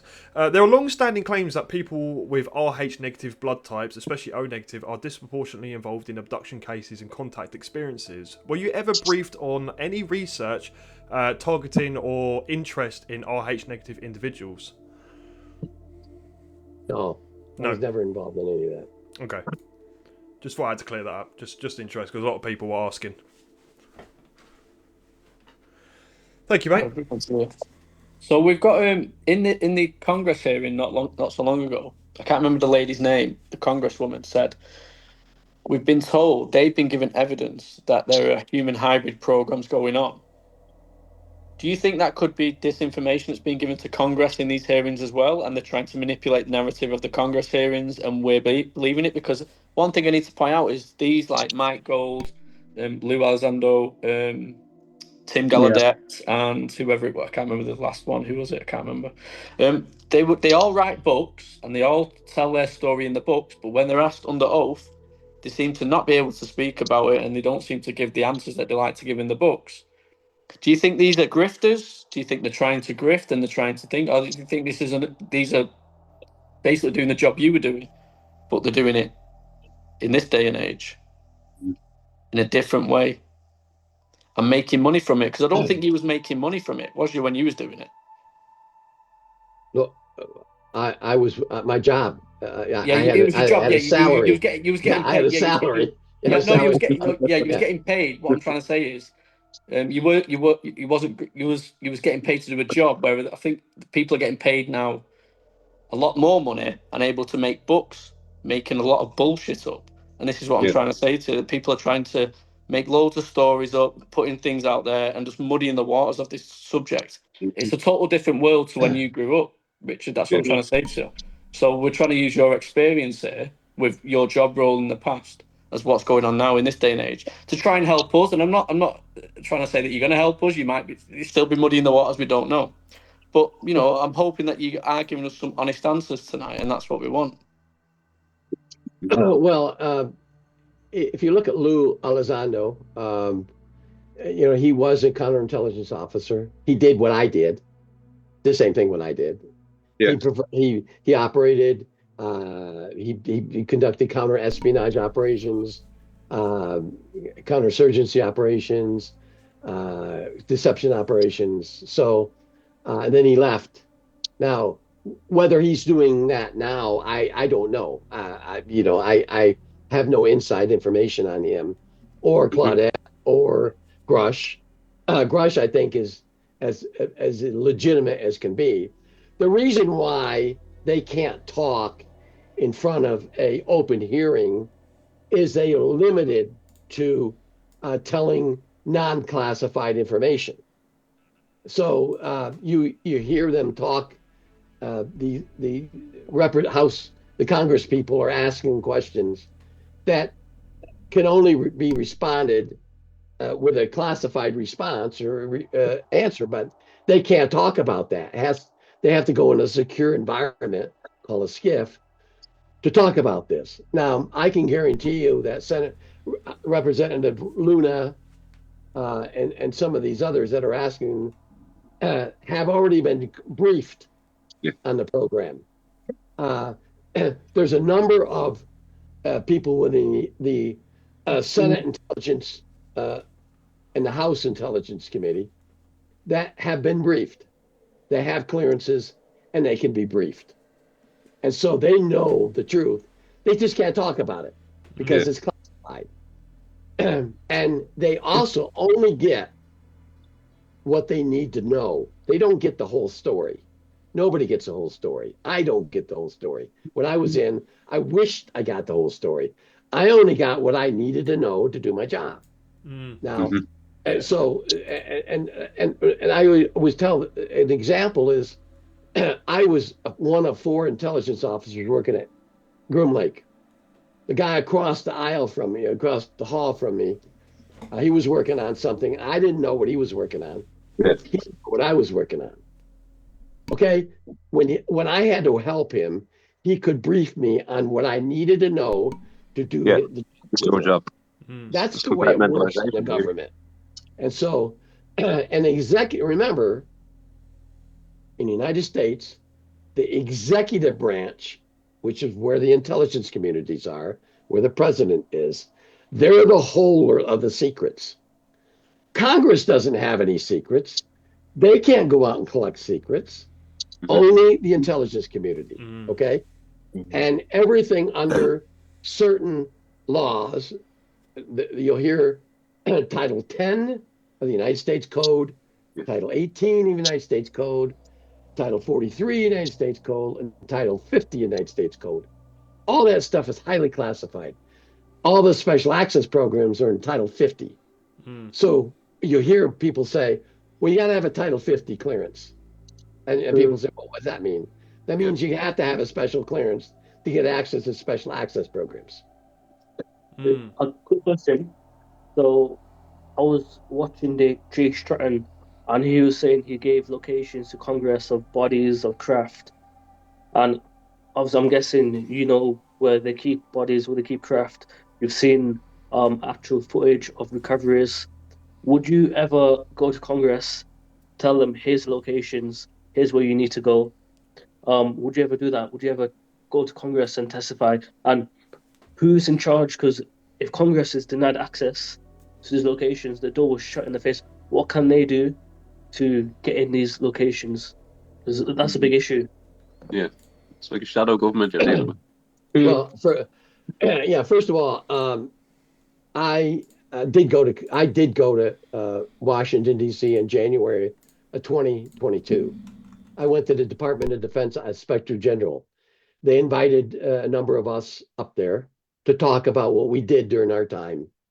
In fact, when I got in, they gave me a paper and said, "Oh, you're clear to talk about anything you did. You know, here's a paper, you can sign it." I did. They actually had one of my reports that I did in 1980. And they gave it to me, and they wanted me to talk about that report, about that incident. Unfortunately, that report they gave me, a 60-page report, was heavily redacted. And although it was 40 some years before, I realized it was my report. I realized some of the information that wasn't redacted. But I asked the DODIG, I said, I can't answer questions. Don't you have an unredacted copy? Now, this is a Department of Defense Inspector General. He says, OSI won't give it to us. That's That's how the government works. Hmm. So I said, yeah, I can answer your questions, but I don't know what I can't explain everything that I did in that case. Yeah. So I spent a number of hours talking to the DIG about my cases. Well, I came back in September of 2022. They had an unredacted copy, and then I answered all the questions. They asked me if I wanted to be able to be in a special group that could to go before Congress to talk about this, and I said, absolutely, I'll do it. Not a whistleblower, just a former member, and it wasn't just me. There were others involved. There was, I think, 25 or whatever it was. At least Just to 20. jump in there quickly, Richard, just while you carry on, how many other Richard Doties were there that are not in public eye? Yeah, good question. Here's the thing that you're going to find out. There's a lot of people, whistleblowers, now we're talking about, that are sitting back that you've never heard of. That's going to tell you a story 1,000 times better than Grush or Elizondo. These are people that had hands-on experience, that were at crash sites, that picked up bodies and put them in body bags, or the pilot that shot down that craft over Alaska. Okay, I've got one more question. I've got one quick question to follow on from that. So, are you fighting new disinformation? What do you mean? It sounds like you're fighting now against new disinformation. I'm just saying, if whistleblowers are coming out, but we're getting fed false information still, it seems like we're getting past disinformation agents like yourself and others coming forward trying to whistleblow, but we've got other people now that's trying to fight against that with disinformation coming against them people. Are we seeing that now in this generation? Well, there are, I think the last count, 63 legitimate whistleblowers that want to come out and talk about what they did. But the government, because there's some of them are still working in the government, some of them still had security clearances, and so they can't. They have to wait for the government to give them permission to come out to talk. It doesn't have anything to do with disinformation. It just has to do with them being able to come out and talk without getting in trouble and ended up in jail because they said something that was classified under special access programs. Yeah. Okay, so that's what it is. And I had volunteered a number of times. I have been I sat in the Senate side. You got a House of Representatives and the Senate.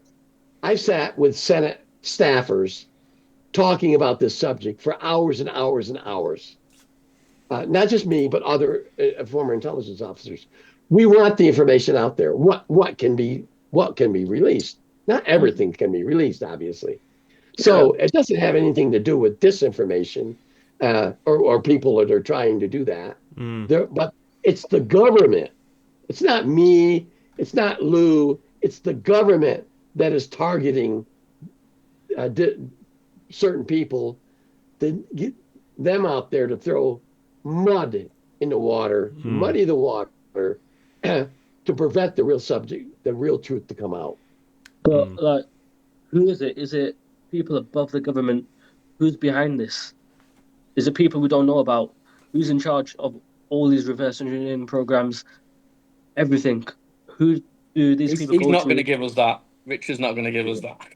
Obviously, the government don't really have much oversight. I wish I knew. We know. I mean, it's pretty much proven that in 1951 or 52, President Truman, at the time, created a group called MJ-12. That's pretty much given. I think the government even acknowledged it. Air Force Colonel a few years ago talked about it. Anyways, and over the years, that group has changed names. It could be the Zenith Group now, or the whatever it is now. Would it have been the Avery? I'm just throwing that out there. No, the Avery is entirely different. You see why I asked the question, though? Yeah, I can talk about the Avery, but that's different. But anyways, this group, NJ-12, or whatever they're called now, they're the ones that control disinformation or the information regarding the subject. I don't know who they are. I wish I knew who they were. They are the people that are in, we call them the ghosts. The people are locked away someplace that you and I don't know about. But they're the ones that are in control.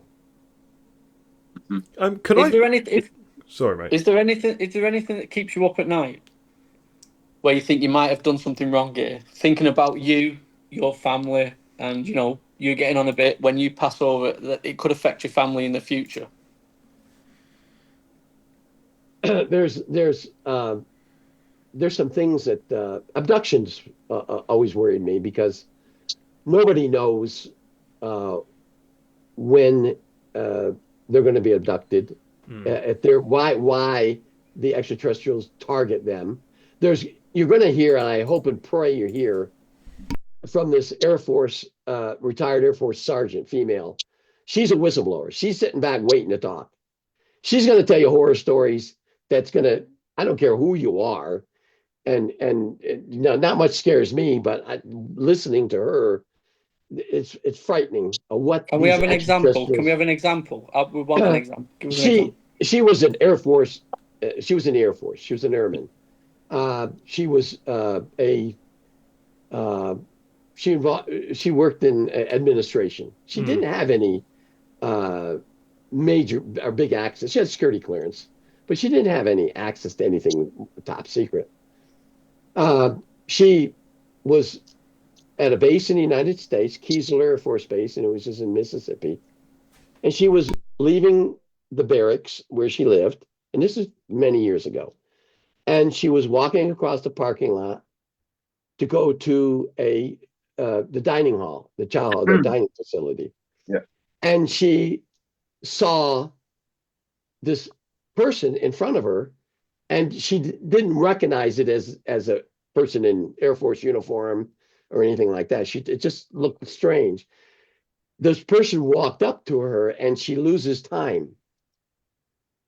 She ends up behind a building, 400 or 500 meters away from where she would have been. And when she left, she had on an Air Force female uniform, a blouse and skirt and stockings and shoes and just what they would wear. She wakes up without one of her stocking on her one leg and bruises on her. Well, somebody sees her and calls, and the military police comes, and they thought she was raped. Well, she doesn't understand what happened to her. She doesn't understand that she got abducted by extraterrestrials. That came literally years later when she realized. But this was happening to her all the time. They were taking her fingernails, her toenails, pieces of skin out of her neck, eyelashes, hair, just horrible things. For years they were doing this to her. And then we ended up, and then that part of we ended up being able to help her. I'll leave it at that, because there's a lot of classified information involved in how we could counter abductions. But she's the one that you really need to hear it from.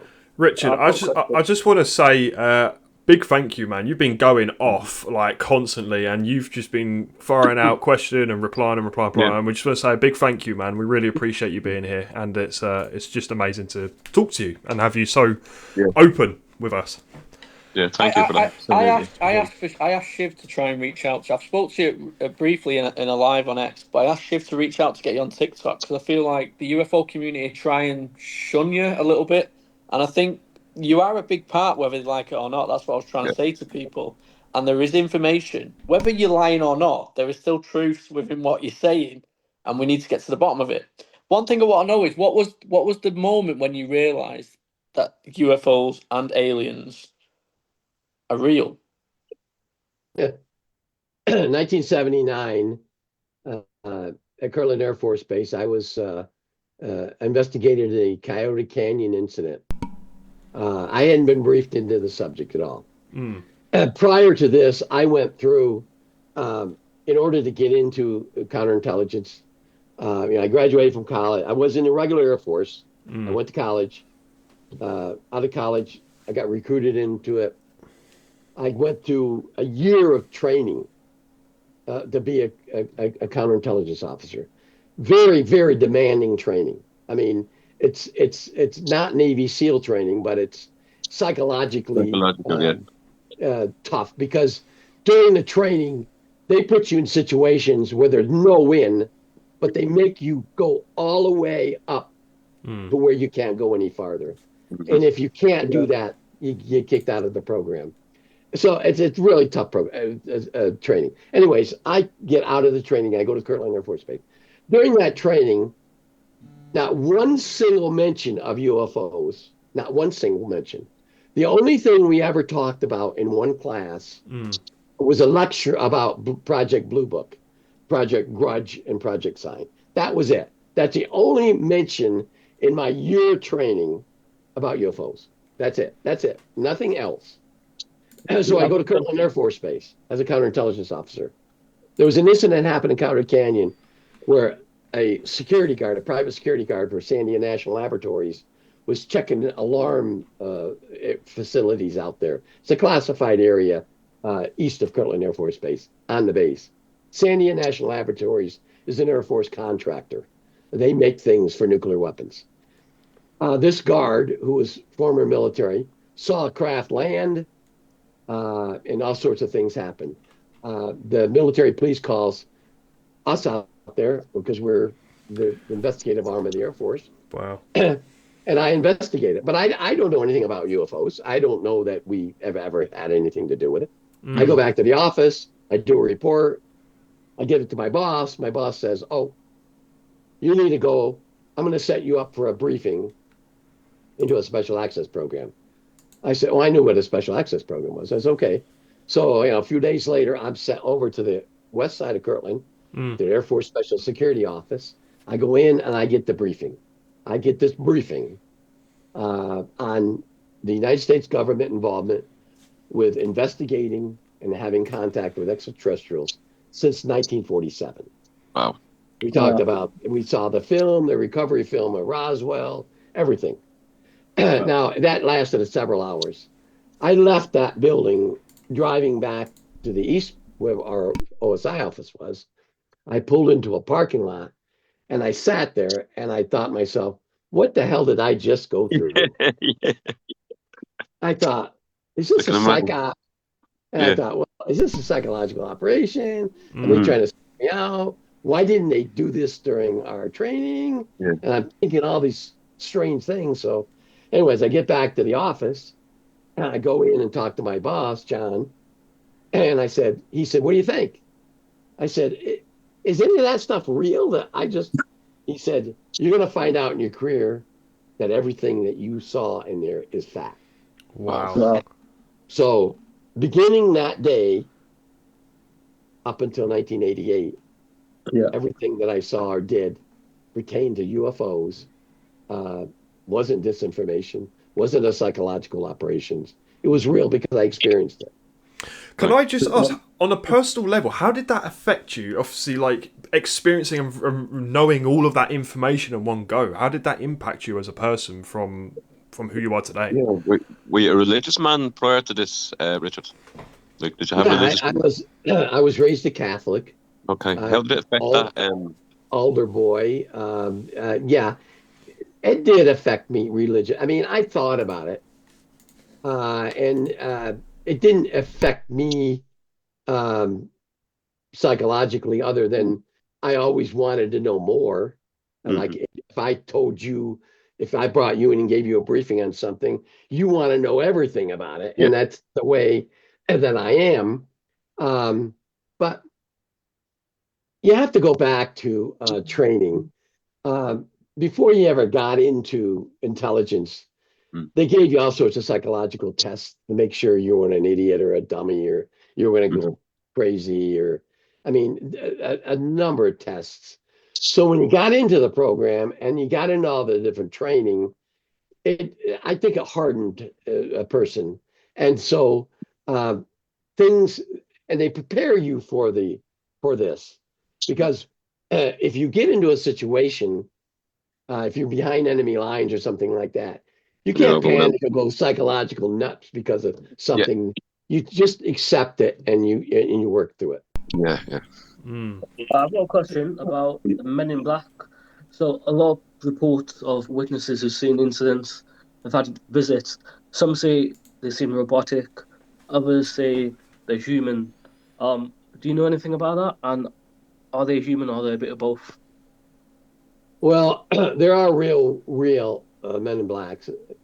During my time in, they worked for the 7602nd Air Intelligence Wing at Fort Belvoir, Virginia. They were a special group of clandestine or covert operatives that went above and beyond anything we could do in the field. Now, one of the things that we were OSI agents were federal agents. We had federal authority, and we had to operate under the law. And there's different things you could do to sidestep the law, but we didn't really do those things. If we couldn't do something or we couldn't get information, then they would come in, and I guarantee you they get it. Yeah. Because they don't follow the law. No, yes. So they were the real Men in Black. I don't know. There's stories about them being robotic or strange, and I never experienced any of that. I worked with them, not in the field per se, but they came in. I would brief them on something, and then they went out by themselves and did it. Okay. Richard, on a completely human level, right? Completely human level. Yeah, they were human. Yeah, they were completely human level. Yeah, no, but what? How on earth do Men in Black, UFOs, extraterrestrials, disinformation campaigns, all these crazy things fit in with a family? How did you pull it off? How did I pull it off? Yeah, I mean, like, how does it not? How's it not bleed into your life, or did it? Well, I didn't. I wasn't married. I married late. I never married in the regular Air Force. I never married in college, and I didn't marry until 1985. I've been married 40 years to the same woman. I think because you had no plan. Yeah, right, exactly. They look at single people, and I was single, and so I didn't have a family. My job as an OSI agent, I worked incredible hours, and they added money. You didn't get actually overtime, but you got a percentage back to you. Anyways, and you get time off when I needed it, annual leave and so forth. It messed me up a lot in my dates because I liked to date women, and sometimes I had a date schedule, and I had to go out and do something, and I had to cancel the date or things like that. But it didn't really affect my family. I didn't have I had a mother and father, a sister and a brother. They lived. My parents lived in Albuquerque, so I could see them anytime I wanted to see them. My dad had retired military, so I had the opportunity to talk to him about certain things, not classified things, but just certain things. So no, it didn't affect me or my family. After I got married in 1985, and again, I just told you, I've been married 40 years to my wife. I'm same woman. There were times when I had to go someplace that she didn't understand. She wasn't briefed into anything, although when I first met her and dated her, and then I proposed to her, she had to get a security clearance before I could marry her. They had to do a background check on her. So that makes sense. She tells a story about that.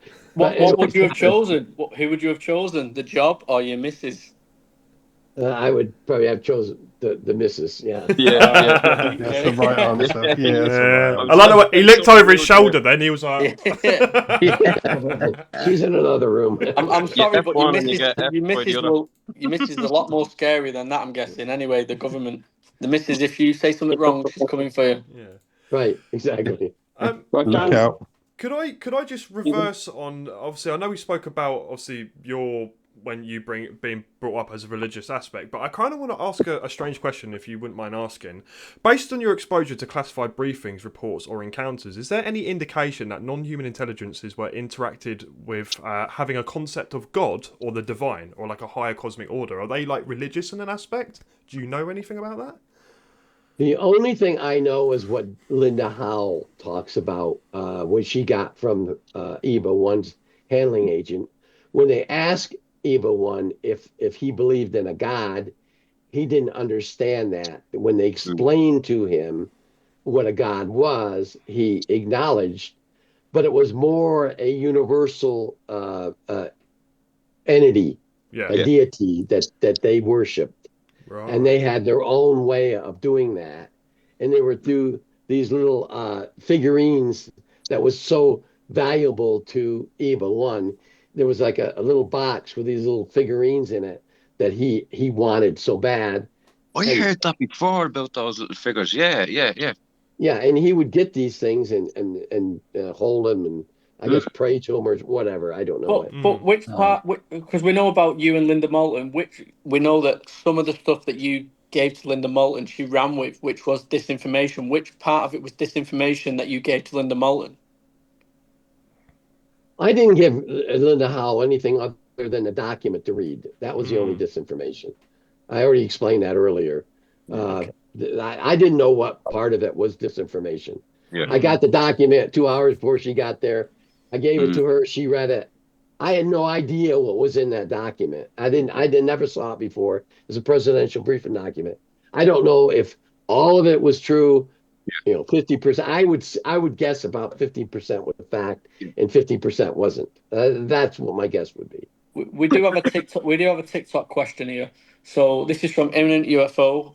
Are you aware of anything coming out in the future that will be mind blowing or exciting? Yes. When the whistleblowers actually testify in an open hearing and not have any limitations on what they can say, that's going to be earth shattering. I guarantee you it will be. What do you think the public will respond at? Will it be fear? Will it be oh wow, or will it be betrayal? How will we respond to this? Will we feel like being betrayed? Will it be fear? Is it something to be fearful, or something else, or all of them? I think a little bit of everything. It depends on the person.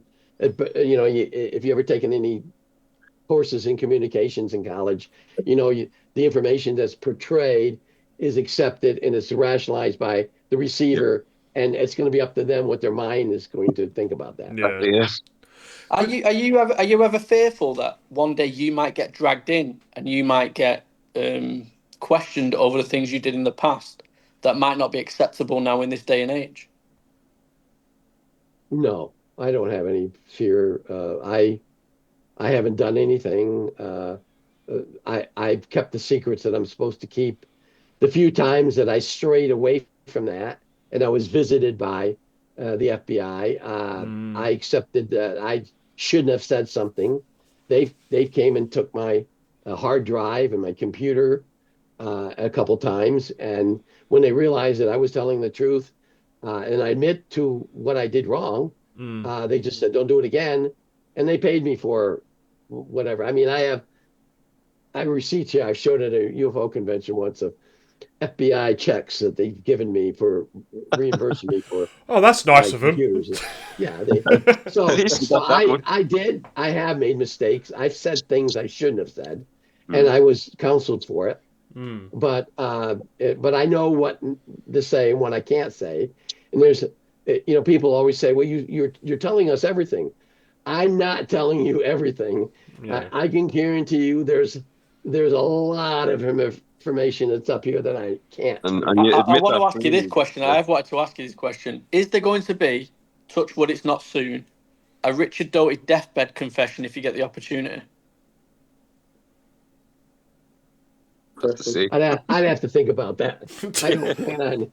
I keep myself in pretty good shape. I got a head cold.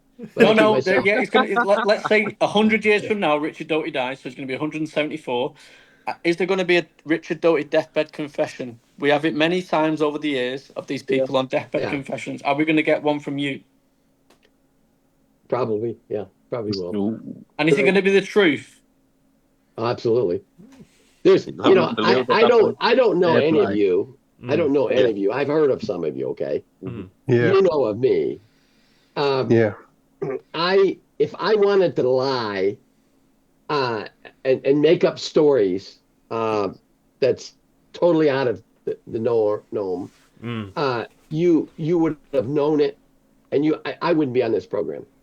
Yeah. No, 100%. 100%. I agree. The truth,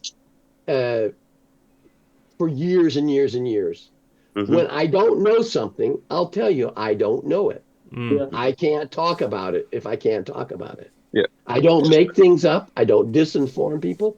I was offered a job in 2019 by the United States Space Force where Lou Elizondo worked, to work with him in disinformation. And I said, not no, but hell no. I'll never do that again. Did Lou bend the knee? Worked for him. I don't know what he did. You'd have to ask Lou. Okay. I've got a question. I was listening to one of your videos, and you said there was a crash in 1949, and a craft crashed, but it was found sometime after, and the bodies were decomposed and stuff. Was that the same beings that was found at Roswell? Yes. And they, okay, can you tell us about that? And they got artifacts from inside the craft. What happened is, let me tell you what I was briefed on in 1979.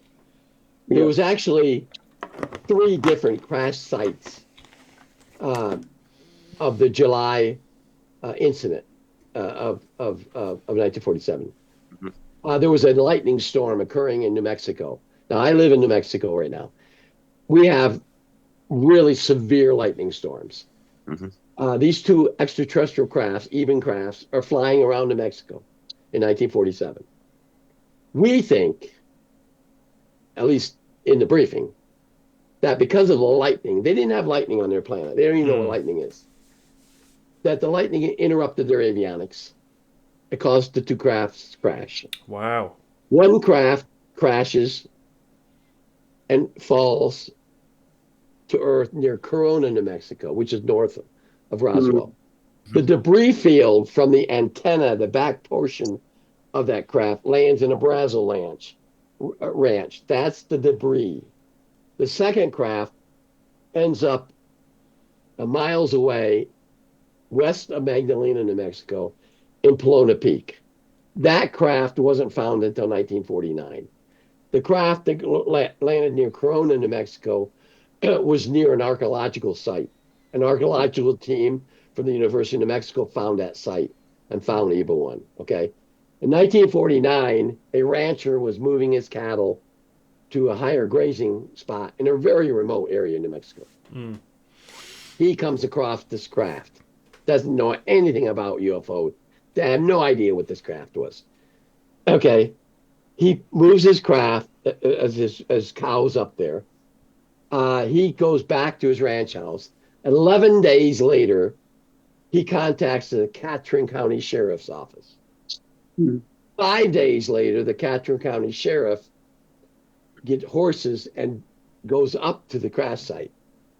He doesn't know what this thing is, but he had a camera and he took a couple pictures. He goes back, and now this is like 30 days later, he contacts the New Mexico National Guard, who contacted Portland Air Force Base, who sent a team out, and the recovery occurred 41 days later. Wow. Now, this is 2.5 years later. Yeah. So the bodies were decomposed, but they were the exact same entities as the Corona crash. So we knew they were the same creatures. Right. Could I just ask a question? Are we humans actively aiming to knock them out the sky as well? Do you know anything about that? Are we involved in knocking some of them out? I can't talk about that. Okay, fair enough. Okay, can I ask you a question, because it's in the chat, and just for the TikTokers, my fake name in this live here is Maxwell Anderson, so that is me. They're asking about the Galactic Federation. They think there is some governments that is extraterrestrial that is watching over the planet. It is something that's been spoke about for decades. It's something that I've researched many times over the decades. Have you come across this? Do you know anything about this? Because the followers want to know. During my time in intelligence, the 12 years I worked, I never heard of any treaties or federations. Now, in the last year or two, I've heard a lot of other people talk about that. So there is a possibility there might be a federation out there that maybe keep an eye on this. That's a possibility, but do you reckon it's anything anything. like Randy Kramer's rendition of Galactic Federation? Do you reckon it's anything along the lines of that? And would you give any credence to Randy Kramer? Randy's a friend of mine. We're a fellow Gaia. We have a show in Gaia. And I've had a show with him. I'm not going to. He passed 2 polygraph examinations. In order to get on Gaia, they do a extensive investigation. I couldn't get there if I was some sort of a. So there's a lot more to the secret space program that I know about that I can't talk about. So I'll leave it at that. Fair enough. That's fair enough. Do you ever meet up with any of these people you used to work with that did the same job as you, and just sit down, have a pint of beer, and think, we did some terrible things, but we did some good things as well at the same time? Absolutely. And sort of speak about it. Yeah. I'm a member of the Advanced Working Group, and the Advanced Working Group contains retired or former intelligence officers, people I worked with, former military commanders, former DIA, CIA employees. We get together quarterly, and we sit and have meetings, talk about the subject. We sit down and have a pint and talk about the past. Yeah. And there's another question. There's another question that keeps jumping up here. Do you think there's any plausibility to the prison planet theory? I heard that. In fact, it's in a book. I read science fiction books, and it's a story about a planet that was a. I don't know. I don't know anything other than what could be in science fiction, but I don't know anything in reality. Do you think we could be a prison planet? Do you think we could be harvested for whatever?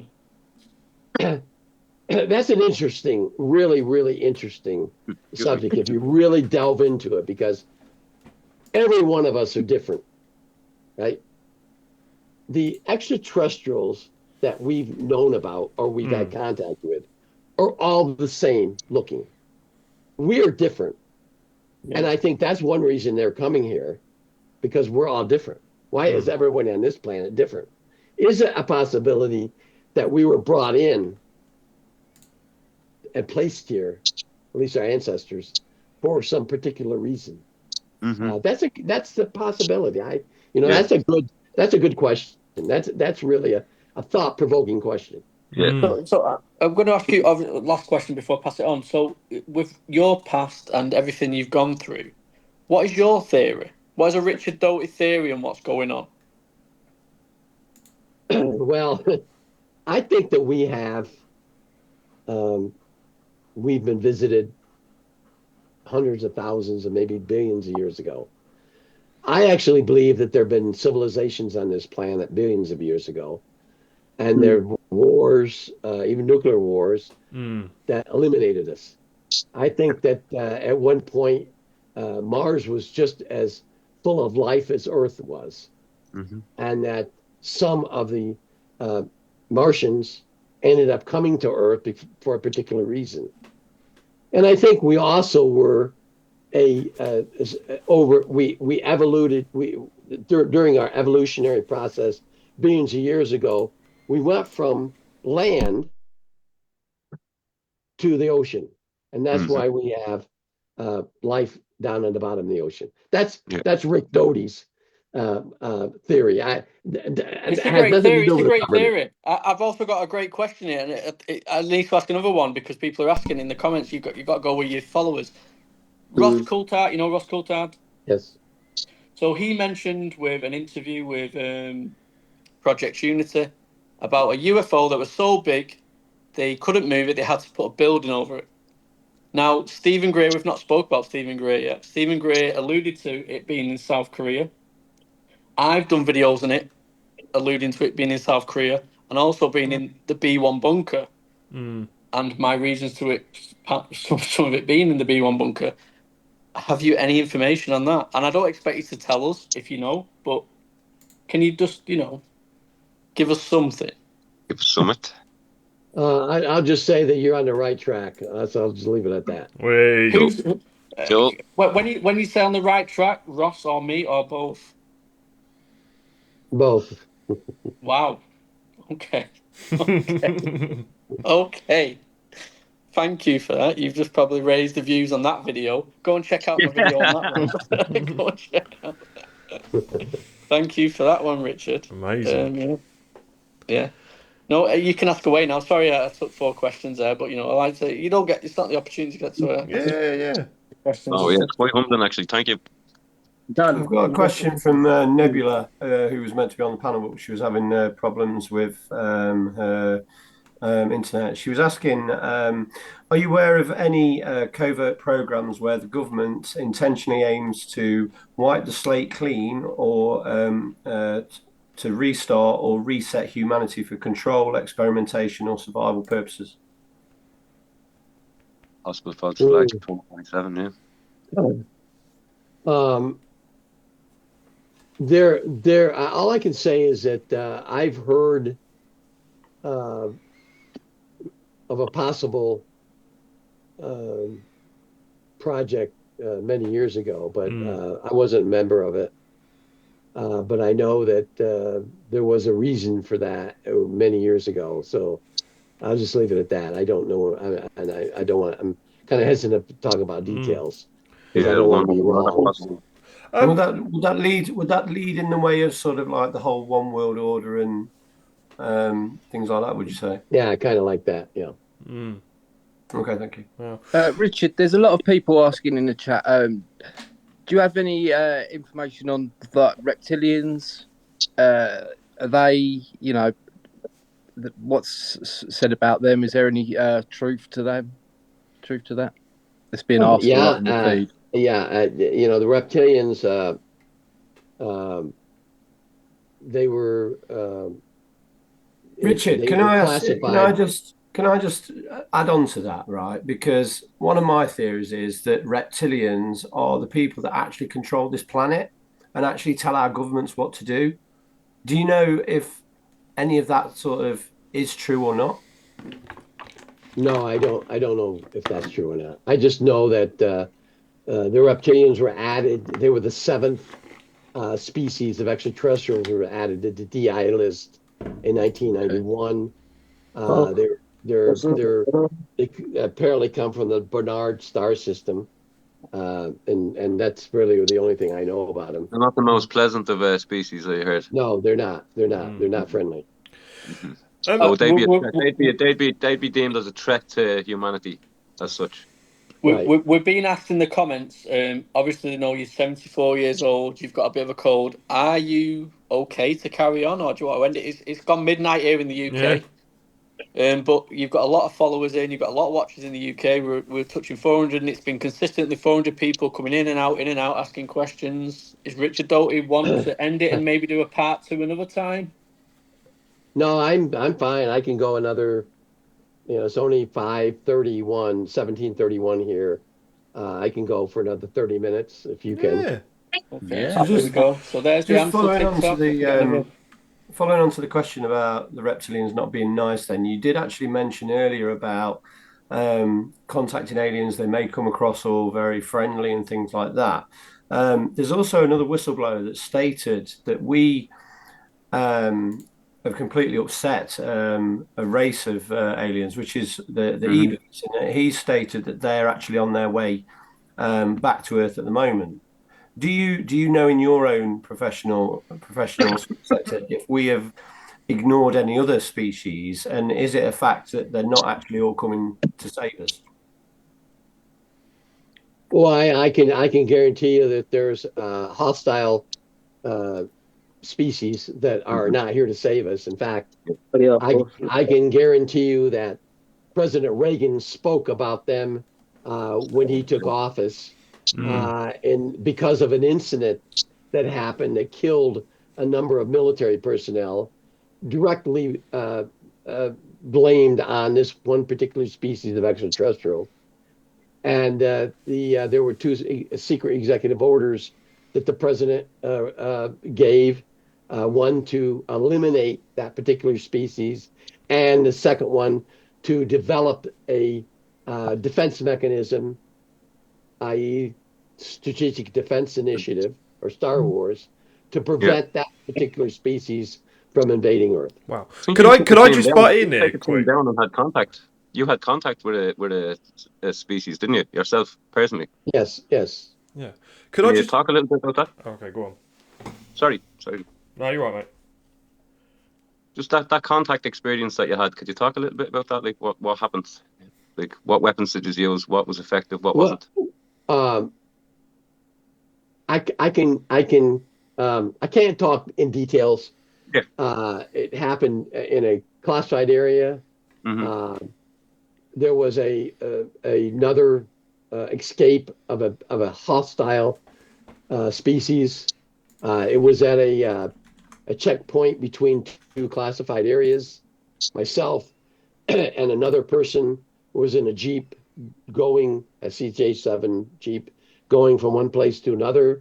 We came up on the gate. We knew that there was a gate guard there earlier. Military person, military police. He wasn't there. When I got out of the Jeep to go investigate, there were obvious that there was evidence of blood and human remains there. Okay. We started checking the area. I was the only one armed. OS agents always carried a handgun. I encountered it, and then I can't talk about anything after that. Okay. Wow. Okay. Could I just ask on like people being engaging with these certain species? I'm sure you're familiar with the Soviet soldiers that got turned to stone, 23 of them. Is that a real genuine case that actually happened? Is that something true? Well, that's based on a case that occurred inside the Soviet Union in 1985. Yeah. Absolutely. The incident's based on a real incident because the KGB agent that was involved in that incident has spoken at a UFO convention years later. He came to the United States. He became an American citizen. He spoke about it. He didn't go into great details because he was afraid that a lot of details would really upset the audience. So he avoided the gross and details of that incident. I have a question for you. I have two questions for you from the live audience here, Richard. One is from Imminent UFO again. Are there any archaeological sites associated with UFO and aliens or where we found crafts? And my question to follow on from this is, because there's another one that's mentioned a lot, is do you know anything about the GATE program? I don't personally know anything about the GATE program. I've heard, but I don't know anything personally about it, no. There are historical sites that because of what was found there, the particular country wasn't all in the United States. One was in France. Made it a historical site, but I don't have the list with me, and I don't know anything in more details than that. Mm. What do you think about this that's being found in the under the pyramids at the moment? That's quite an amazing story, because I've been there. I've been to the pyramids 5 times. Once with Gaia, they set us over there. I did an entire episode on the pyramids and what was under the regarding a diary of a British soldier that was exploring. Remember, at one time, your country owned Egypt or controlled it, and he was down there in the 1930s, exploring it, and he actually got in underground a tunnel. Some locals, and this was in northern Sudan, and the tunnel system led all the way through, and he actually got to what he referred to as a time tunnel, which we would call a Stargate, and that's an episode of Gaia. It was his diary that he had left, and his family lives in Leeds. I went to Leeds. I talked to the family. I got the diary. I did a lot of really close investigations because I didn't want to present an episode that wasn't factual. But it coincided with a lot of things other people have said, and now all these things that are finding under the pyramids coincides exactly what he had in his diary. But remember, this was 1930, and he couldn't explain things technically the way we could now. Because let me just jump in one more second. Sorry, we are live, and people are loving the live. And the one that is the saying's been ignored. The question is Antarctica. Yeah, I was just anything you can speak on Antarctica. You took a deep breath. Then I observed that. I know 2 things, and both of these things at one point were classified, but they were declassified because a Washington reporter posed this question to a Pentagon spokesman several years ago. I'd say 4 or 5 years. I don't remember when. Linda Howell already talked about this, but there were 2 things that I know about that happened in Antarctica. I want the truth, Richard. I want the truth. Come on, this is this one. Absolutely true. Come on, we're from Manchester. I'm from Manchester in the UK. We don't accept this. We want the truth. I love Manchester. I've been there many times. When are you next coming down? When are you next coming to Manchester? When are you next in Manchester? We want to know that next as well. In October. Oh, okay, right. You've got a community here that'll meet you. Anyways, I want to say how I want to say this, because I don't want you to interpret it as being bear in mind, I'm going to meet you in October. I'm going to be seeing you in October. Yeah, I don't want to say something that I think might be classified. So let me hold off, and I'll have to think about this and do some research. I'm sorry. I don't want to delve into something that could very well be classified. That's interesting. That answer's interesting. That answer's brilliant. We are going to meet you in Manchester in October. You know that, don't you? We're going to have a few beers, and when we drink, you're going to tell us everything, Richard. Yes. Can I just budge in for a second?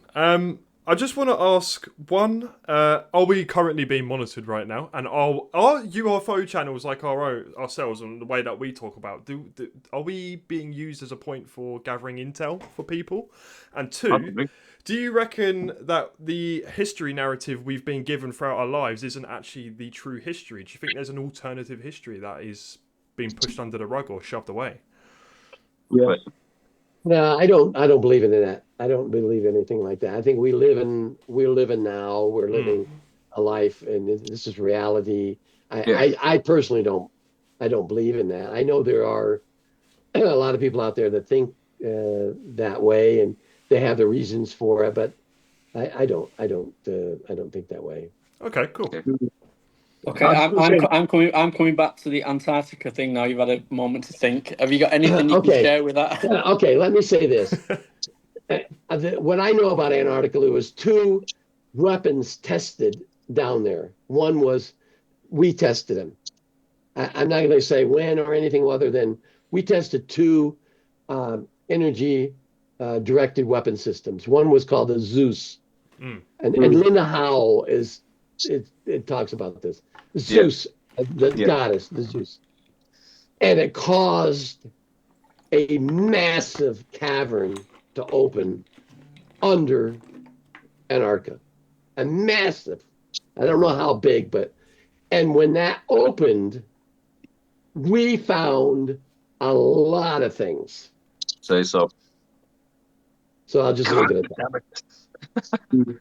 Right, Richard, I just want to say something. Let me break it down. You used a weapon, it opened something, but you can't talk about what it discovered. Okay, no. We'll leave it at that. My mind is absolutely fired in here. Right, Shiv wants to ask a question. We'll get the answer when you've had a few beers in Manchester in October. Yeah, loosen the lips. Shiv's got a question. So Mark, who's in the chat, he was contacted. This is quite huge for the UK.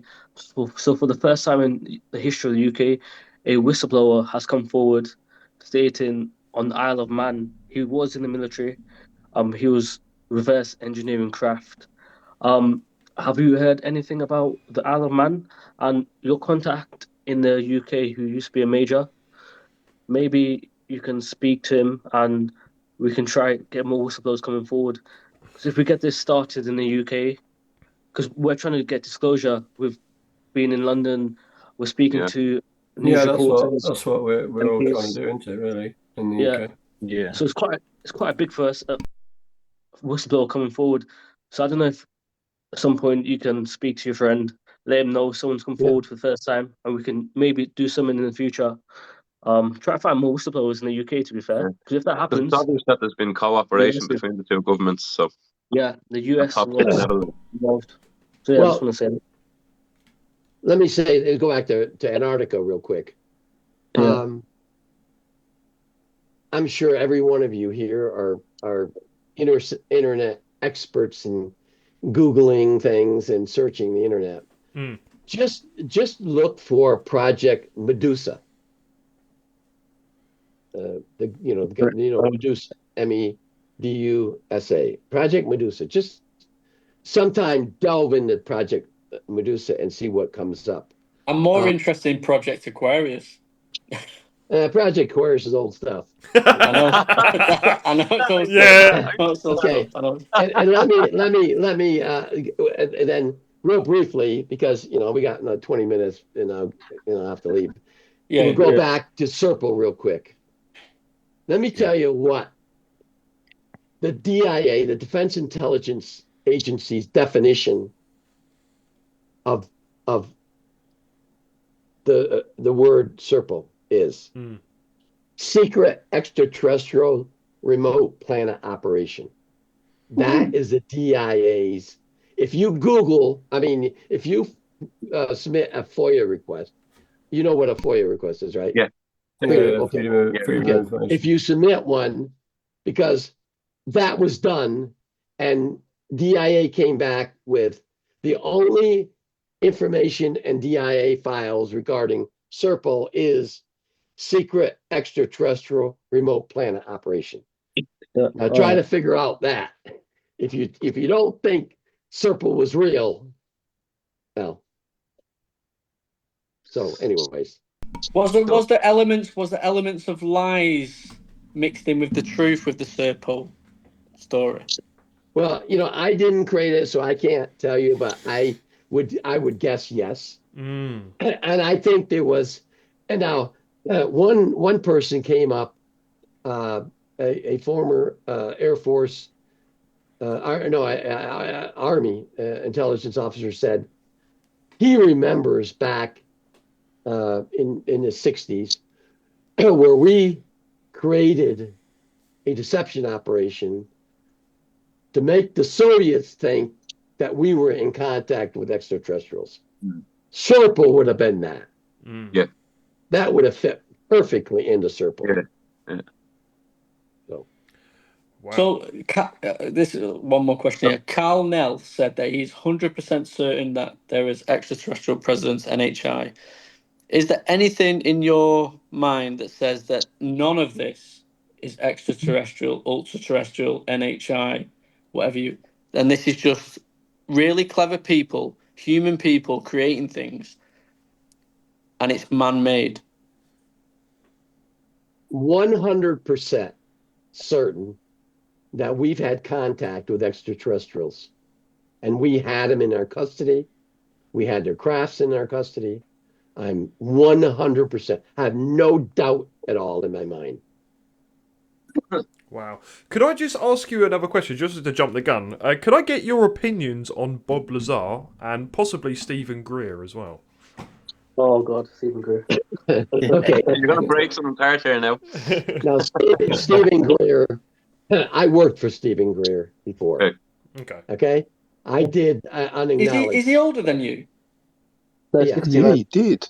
He's younger. He's 78, I think. He's 70s. No, 69. 69. Is he 69? Yeah. I think Trust me, I don't she'll know. Anyways, I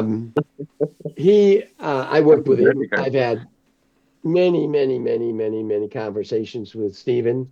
He's a wonderful, nice guy. He's very dedicated to his profession, both of a physician and to the his goal of getting disclosure out there. Now, Stephen never worked in the government. He never had any access to classified information. Everything that every bit of knowledge that Stephen has comes from other people. Whistleblowers and all. Unfortunately, some of those people stabbed him in the back. They provided him with what you would refer to as disinformation. And then he being naive, went out with it.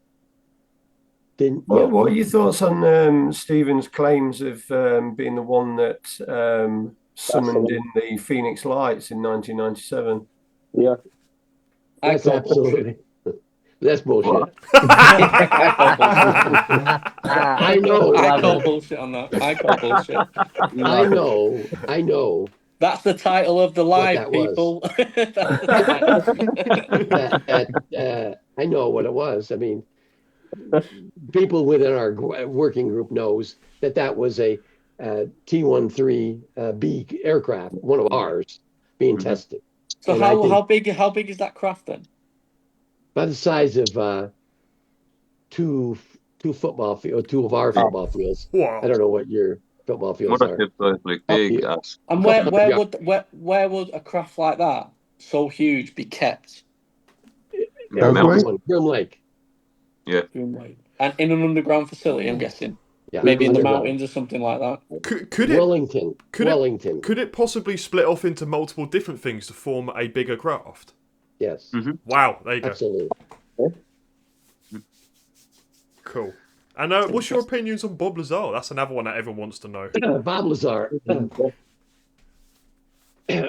Some years ago, our working group, the advanced working group, got access to an entry control log for Nellis Test and Training Range. The log was from January 1st, 1979 to December 31st, 1990. 10-year period. Every person that had access to Nellis Test and Training Range was in this log. It's an old computer dot metrics printout. I don't know if anybody know what that means. Yeah. Big old papers. Yeah. And so we had a plethora of information that we could search. Bob Lazar's name's in there. So he had access to Area 51. Now, what he did out there, I don't know. Yeah. But I know he had access. Interesting. Nice. Oh, there we go, mate. I'm out of questions now, man. You've depleted me. We've got 10 minutes left, so let's get some audience questions. Go for it. I need to use the bathroom. I need to use the bathroom around there, lads. Is there sitting the So same spot? any questions? Drop the questions in now. Maxwell Anderson is my username in the live. There's been a lot of questions Oh, from. please ask about Skinwalker Ranch. That's a good one. What do you think about Skinwalker Ranch? Can I ask you a question on top of that as well? What do you think about Travis Taylor? Skinwalker Ranch. When I worked for Dr. Putoff from 1994 to 2007, we went out there. That was when Bigelow owned a ranch. I think 1997, I went out there with a team of people from Dr. Putoff's lab. We spent time out there, investigated a lot of different things that were going on out there. I personally never saw anything out of the ordinary. I can't honestly say that, yeah, I saw lights or I didn't see anything. We didn't experience anything strange. We went back there in 1998. The only thing we saw was a ball of light that came out of the mountain and went up in the air. I don't know what that was. Geologists saying it could have been some element or something. So that's all I know about Skinwalker Ranch. And Travis Taylor, I think he's disinformation, to be honest with you, but that's just my opinion. What do you think on Travis Taylor? I know Travis, but I'm not going to say I don't know it. It's a possibility, but they have an agenda there. They got to make money, and they make money on the show. So, I've got a quick question. So, what's the So obviously, I believe they have clean energy, that technology for the entire planet. Is there anything more important than that they're hiding that'll benefit our species? Obviously, you don't need to say the technology that'll affect national security, but for our species, medical, clean energy, what have they got? Well, that's my main peeve. What really upsets me, if our government has developed something from the extraterrestrials that will help science, that will help cure cancer or cure whatever disease, or better our energy on this planet, they need to bring it forward and let us have it. Yeah, exactly. And I'm for that 100%. But I personally don't know that they have it. I mean, I don't know. Let's make sure we ask the questions. Let's spend the last 10 minutes asking the questions, because they've supported us all the way through it. Richard, there's been a lot of people asking if you know is there any connection between Bigfoot and UAPs, UFOs? I personally don't know. I've heard a lot of stories. I've heard people talk about it. I've heard. I've seen programs about it, but I personally don't know whether there is any connection. There are cases where, and I can tell you 2 cases. One in New Mexico. A fisherman is fishing in a remote area northern New Mexico. He sees a craft flying around the lake, a land. He doesn't. 30, 40 minutes later, he sees a Bigfoot. Wow. It comes right in front of him. Doesn't have a camera. Right. It's trying to make contact with him, but he's scared. He doesn't know what it is, so he runs away. Secondly, in Montana, a case more popular. It's been on a television program where looked like a UFO lands. These 2 people are walking. Hunters. I'm not sure if they were hunters. They encounter a Bigfoot. So. Are they connected? I don't know. It's a possibility. I've got a question. Someone's asked, have we travelled to any other planets, and which ones are they? Do you know anything about that? No comment. Okay. All right. I'll follow up with astral projection and people who communicate with aliens. Do you know anything about astral projection? And there are conspiracies that the government uses people that can astral project, not only to project and see things, but also to protect buildings from people who try and do astral projection to get into buildings and facilities to try and see what's inside there. So you've got like a security of astral projectors with people 7 coming in in to particular. try and go in there. Do you know anything 7 about in that? particular that work in Area 51. I think 7 of them, is there? Yeah. The United States government has developed devices and techniques to protect classified areas, and I'll just leave it at that. Okay. Would that be anything to do with these things that look like dementors that are flying around that we've seen on certain clips, where you've got helicopters chasing orbs, and then there's these things that look like helicopters, but you look a little bit closer and they're not helicopters. They're something completely different. Next question. I'm not going to touch that one. I've got one here. There's a pinned comment. Is the moon a satellite, and is there something on the backside of the moon? Basically, do you know anything about the moon? There are bases on the. I'm friends with remote viewers, former military remote viewers, and I've watched them remote view the dark side of the moon, and there are structures there, whether they're bases, old bases, but there's some structures there on it, and I had the pleasure of talking to Neil Armstrong many years ago. He was friends with Dr. Puthoff. Neil Armstrong would come to the lab in Austin, and I actually went into his room when he was sitting there. He was involved in a project, and I asked him. I said, pleasure to meet you. Can I ask you some questions? And he said, yeah. What do you want? And I asked him questions. He said, that doesn't leave this room. Now he's dead now, so I can. He said, there's life on other planets. We saw things on the moon that we can't explain, and there's buildings on the backside of the moon. Wow. And so he was there, so he would know. So I take that to the bank. So we've got 2 minutes left before the live ends. I'm going to ask you my last question of the night, and that is there anything that you've done in your past with regarding your job that you regret? Yes. I regret that during the Paul Benowitz operation, Project 7 Lambs, that I didn't put in my 2 cents in the operational plan. If I had to do that all over again, I would have tried to convince headquarters to change some of the things that they put in the operational plan. Because some of the things we did, I personally regret. And I say I didn't personally do them, but we had people on the team that did things that I think we could have done it differently. You see, the way you're talking now, you're reaching out. I'm good at reading body language and reading people and stuff like that. You're telling truth with what you're saying tonight. I believe so. And that will be looked at. Obviously, people will be looking at the technology now. They'll be looking at your face recognition, how I think you're trying to release some truths, and you've spent the majority of your life telling lies, and people now are not believing the big bad wolf telling the truth, and that's what it is. So that's me.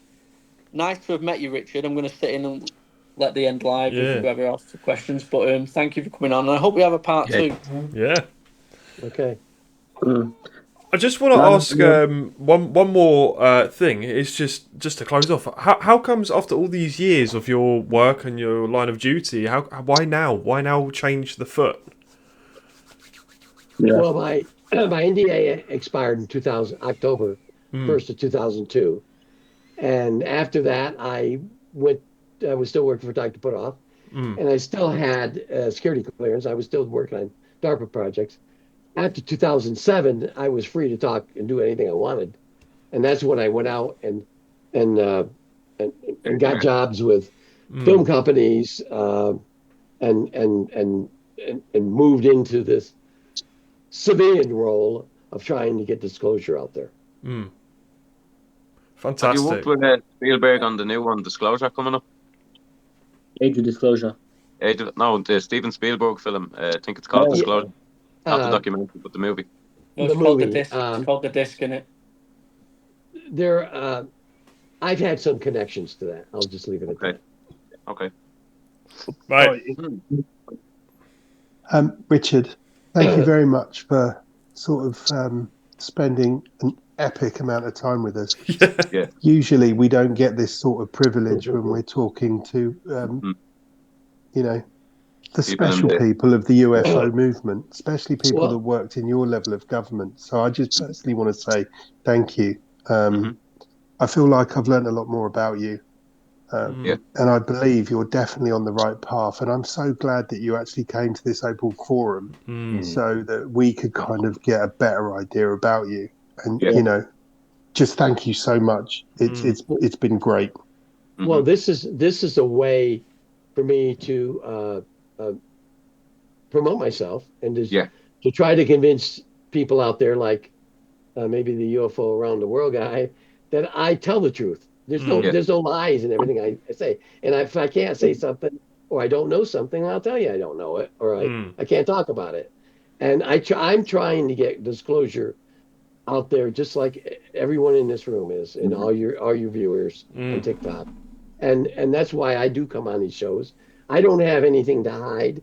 The information I can't tell you is there's a reason for that. And you know, I am a down-to-earth person. I teach gifted children high level mathematics, and I used to teach online for the Department of Defense and Continuing Education program, military people going for college degrees. Now I just do gifted kids, and they are brilliant children who I teach advanced math to, and I really enjoy doing that. I enjoy teaching, and but I enjoy doing this because I'm educating people. I hope I am on things that you want to know. So I appreciate you inviting me. Yeah. I feel people have probably targeted you in the fact that maybe you're because you're doing this the way that you're doing it now, which is absolutely fantastic. You're threatening their agenda. That's why you're kind of getting this wolf pack mentality at you now. And I think after this interview, now I've talked to you, I feel like you've changed my mind. I think you're a top bloke, mate. And I'd love to share a beer with you one day. Absolutely. I'll give you my opinion. I'm never going to fully trust you, but that's because you were so good at your job. But I think that I reached out to Shiv to get you on here and he did a great job getting you on here. It's all thanks to Shiv that you're on here. But you're an integral part of this UFO and alien topic, and people that dismiss Richard Doty are missing out because there is a behind the scenes that you can show us a little bit. And there is soon enough, you're at an age now where you might pass on. There are going to be new Richard Dotys, and you'll have taught us something where we can actually keep an eye out for people that may be doing the things that you were doing back in the 60s, 70s, 80s, and so on. Definitely education. And I want to say this as well. You probably did a lot of good work, actually, for national security reasons. And you was probably played yourself, and that's a big thing. If the actual truth, when it comes out, if it is sinister, it will affect you as well, and that's the thing. It will affect you. You're not going to be safe from it. You're going to be part of us. It's going to affect you just as much as anyone else. So that's another thing that people that do this job need to be aware of. And I understand why you do this job. And I respect it. There is national security reasons, I understand that. But we need to know that there's an alien presence on this life. Ultra-terrestrial, NHI, whatever you want to call it now. There's something out there. 100%. There's one last question I'd like to ask Richard. So there's a group of us in the UK that are trying to fight for disclosure at the moment. We're holding events like we were shouting and screaming in London last week. We're contacting MPs, local media outlets, things like that. Is there any advice that you can give to help us along the way, basically? Because at the moment we're just getting doors shut in our faces and things like that. There's a promoter, a lady by the name of Patty Known in the UK. I think she's in Birmingham. I'm pretty sure. Who I speak to a lot. I met her at Blackpool during Awakening in 2022.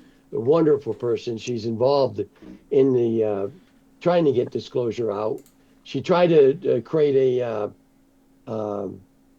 group similar to MUFON over there, Right. and so she's active, and I certainly help her every way I can. And I always try to, when I go to the UK, I try to meet up with her. But she is one person I know. And there's another person in Edinburgh, in Scotland, a guy, Albert, guy kind of looks like Sean Connery. I can't think of his name, but he's in Edinburgh, and he's really a movement, a voice in the, and he's a former, I think he's former British Marine. Nice. Older guy. He's probably yeah. Brilliant. So I keep track. I keep in touch. Lovely, thank you. Any last Cheers for all questions, your I think, time. before we Really jump off and appreciate leave it. him to go about his day? I need to get to bed. I've got work in the morning. I can't just study UFOs and talk to Richard Doty. I've got something to say in work tomorrow anyway. Oh, I spoke to Richard Doty last night. Yeah. Oh, and they'll be like, who's Richard Doty? This is the thing. That as much as we think the UFO topic's relevant and people know about it, it's such a small community because you put your phone down, you go and speak to your people in your household. They have not got a clue what's going on. So this is why it's so hard to get the truth out there, because the majority of the people on this planet have no idea what's going on. Even though there's millions of us, there's billions of people that have no idea and are not interested. They watch the Coronation Streets and they're not bothered. They're not bothered. So that's the fact. Thank you so much, mate. Legend. Oh, you're very welcome. Yeah, thank you. Good night, everyone. Cheers, Richard. Thanks a lot. Richard, I've got to ask, because I've got many people on here. We've got Jason Sands that's come on TikTok. We've had Ashton Forbes come on TikTok for me asking him, are we going to get a Richard Doty TikTok account? I'll look into it. Okay. I will look into it. You can even name it the disinformation infamous Richard Doty. Just put it in there, put it in there. And I'll tell you something now. If you create a TikTok account, you'll have thousands of followers. Yeah, Overnight. We'll Thousands of followers. Yeah. Okay. You've kept a consistently high live viewing on tonight, so you know people are interested in you. So Yeah, do definitely it. want to hear what you have to say. There's more to life than X. Let me tell you that. There's more to life than X. I'll give you some advice on TikTok. But yeah, cheers. Thank you. Have a good night. Okay. Yeah, thanks a lot, Richard. Good night, everyone. All the See you best. later, Thank mate. you. Very much. Thank you. All the best. Thank you. Bye. Well, I need well. I need to go Wait, online. a quick one. People in the comments are talking about death a bit too much for their liking, and even mine a bit too much, or you're gonna die. So you go, I mean, but it's cool. It's cool. But yeah, mate, he's in the military. His banter will be good. He knows what we're Are we live on TikTok now, lads? Yeah, we're still live, mate. We're still live. Yeah, we're still live. We're still live. So no swearing, Mark. No swearing. Let me tell you this. You go on the internet and you try and find a Richard Doty 3-hour live like that. Not there. Guys, I just want to say to every single one of you and the chat, that was fucking fantastic, mate. That was Brilliant. top dog. Love that. That was amazing. My mind is blown here and I'm buzzing. Mate, I'm staying home tomorrow. I just want to say a big thank you to Shiv yet again. Yes, yeah, absolutely. Can I just say as well, people in the comments were saying Maxwell Anderson it was me, and what I said was I said in the comment on Doty, I reached out to Shiv. That's a true story. I reached out to Shiv, and Shiv then got onto Doty. It's not taken away from Shiv. I was the one that did the promo video thanking Shiv. If you've not fucking realised that, God. Lads, people need to chill out. No. You're not gonna break this community up. Trust me. You're not gonna do it. You're not gonna do it. It's only gonna get better and bigger. Yeah. I think Interstellar is going to upload on YouTube. Then thank you, Shiv. Thank you, gentlemen. Yeah. It's been spectacular. I'll be putting the whole 3-hour interview on the YouTube, like Interstellar YouTube. Yeah, so a few people looking for that. Luke, a few people asked me for it today that they couldn't get on tonight. They were working nights, and a lot of people Luke, you need to send. Luke, can you send it so we can upload it to YouTube's and stuff? You need, this is what we need to do before we upload it.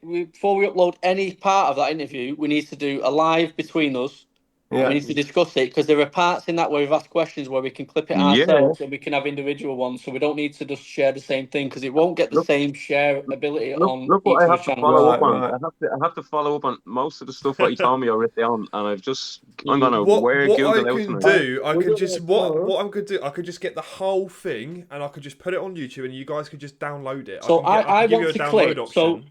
So Luke, I want to clip the part where I asked him about the South Korean UFO with the building built over it. I want that part.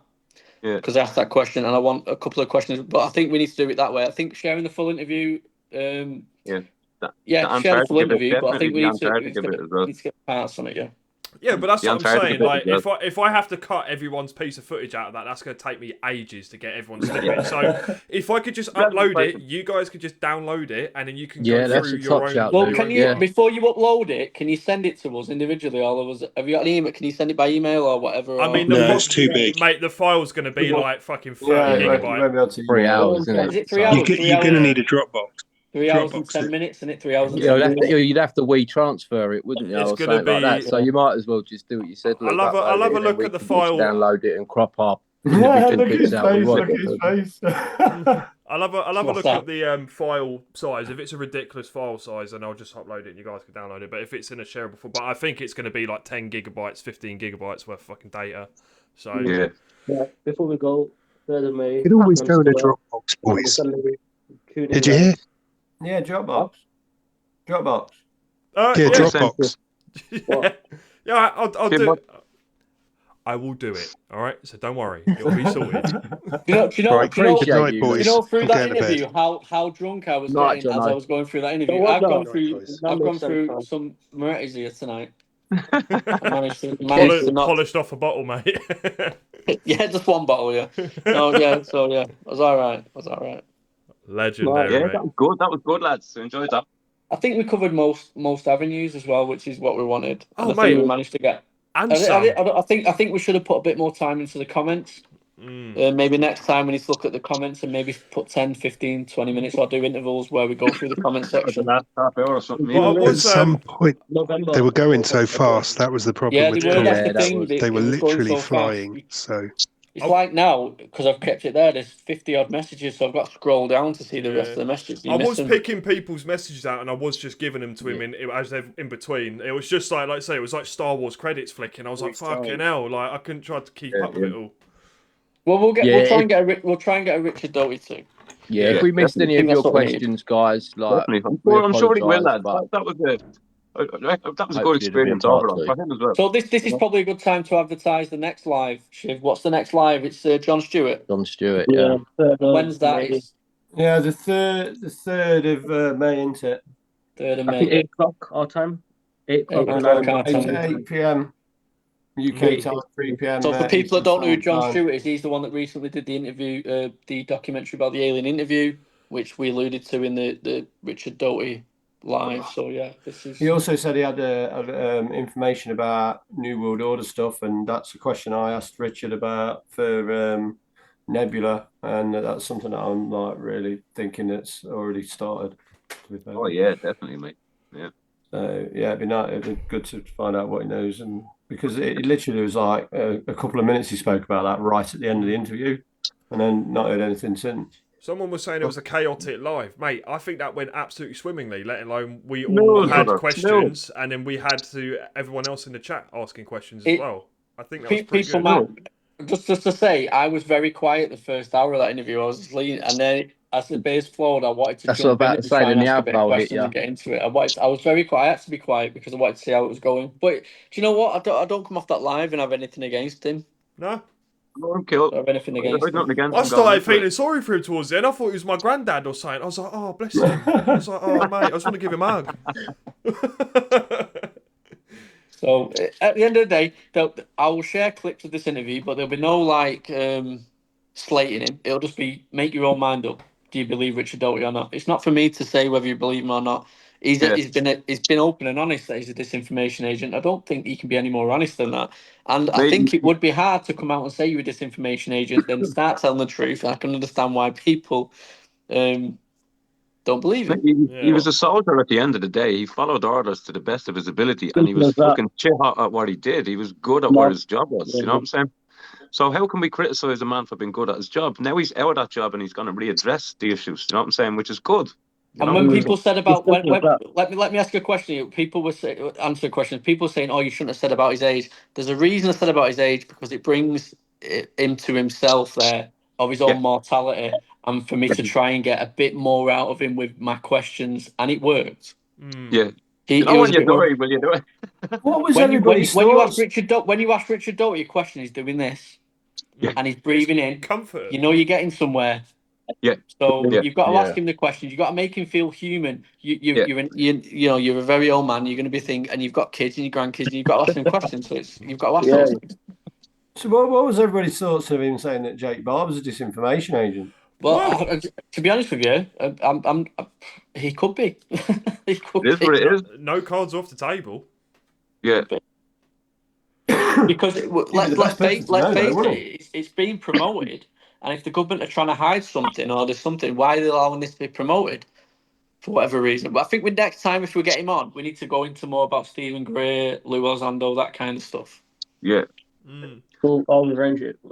That was interesting as well about Lou. I wonder if Lou bent the knee that day when they were in the office. There's so many subtle confirmations in that.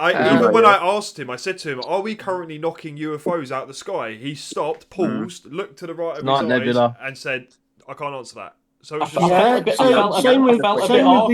same with the Dementor one. Yeah, there's so many subtle confirmations. It's like exactly. Yeah. He answered it by not answering it. If you know what I mean. I did feel a bit awkward when he went, "I'm trying to show that UFOs around the world that I'm telling the truth." I thought, why have you pinned me out there like that? Mate, you do realise we're all on an observation list now. Yeah. But why have you said UFOs around the world? I feel like on the phone now. I think he must have said he lied for a living about 600 times, though, Matt. I think that's probably why. Yeah. What was that? You must have said he used to lie for a living about 600 times. So that's probably why. But there's some subtle things in that as well. You know. Yeah, when we were saying to him about how do you spot other disinformation agents, he's like, yeah, when someone says something and loads of people start going, "Oh yeah, I was there. Oh yeah, I was there." Like there's all these different things. Oh, the lawyers, there's an in. Yeah, he's a bollocks. He's chatting shit. Like, what did I say too many times? Sorry, I didn't miss it. I'm live. You were a lying for a living, did you? And then you were a lying bastard. You went it. Oh, you're lying. Oh, right, yeah. No, that's the question. Yeah, but we got good answers. Yeah. The thing is, it was the perfect balance of good cop, bad cop. You had I'm not behind the door at being able to ask questions and be able to ground people. Like to get the best answers, you've got to show them that they are human. Yeah, they are mortal. They are going to die. Have they got I asked some good questions like, are we going to get a deathbed confession? We got told we are going to get a deathbed confession. You will not find that on any other live. Richard Doty has never said he's going to say a deathbed confession.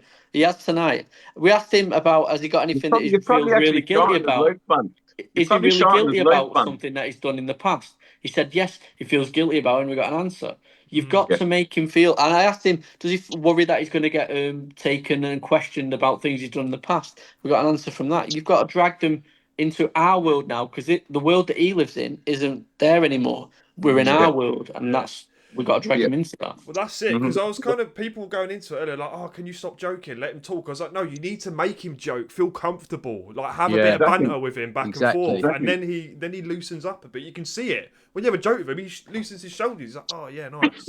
Like, that's what you got to do. You got to give him the old British That's humour, it, mate. Lukey. Bang on. British humour. That's it. Why didn't you do it then, Luke? Why didn't you do it then? I did.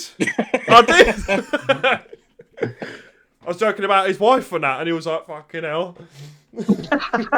No, it was a good live. It was a good live. I think there's definitely things there's definitely another 2, 3, 4 hours worth of stuff we can ask him. But maybe Shiv, get your email sent. Say great live. The audience enjoyed it. We want a part 2. Let us know when you're free. We'll do it. Tell him as well when he comes over in October, we'll all meet up with him and go for a beer.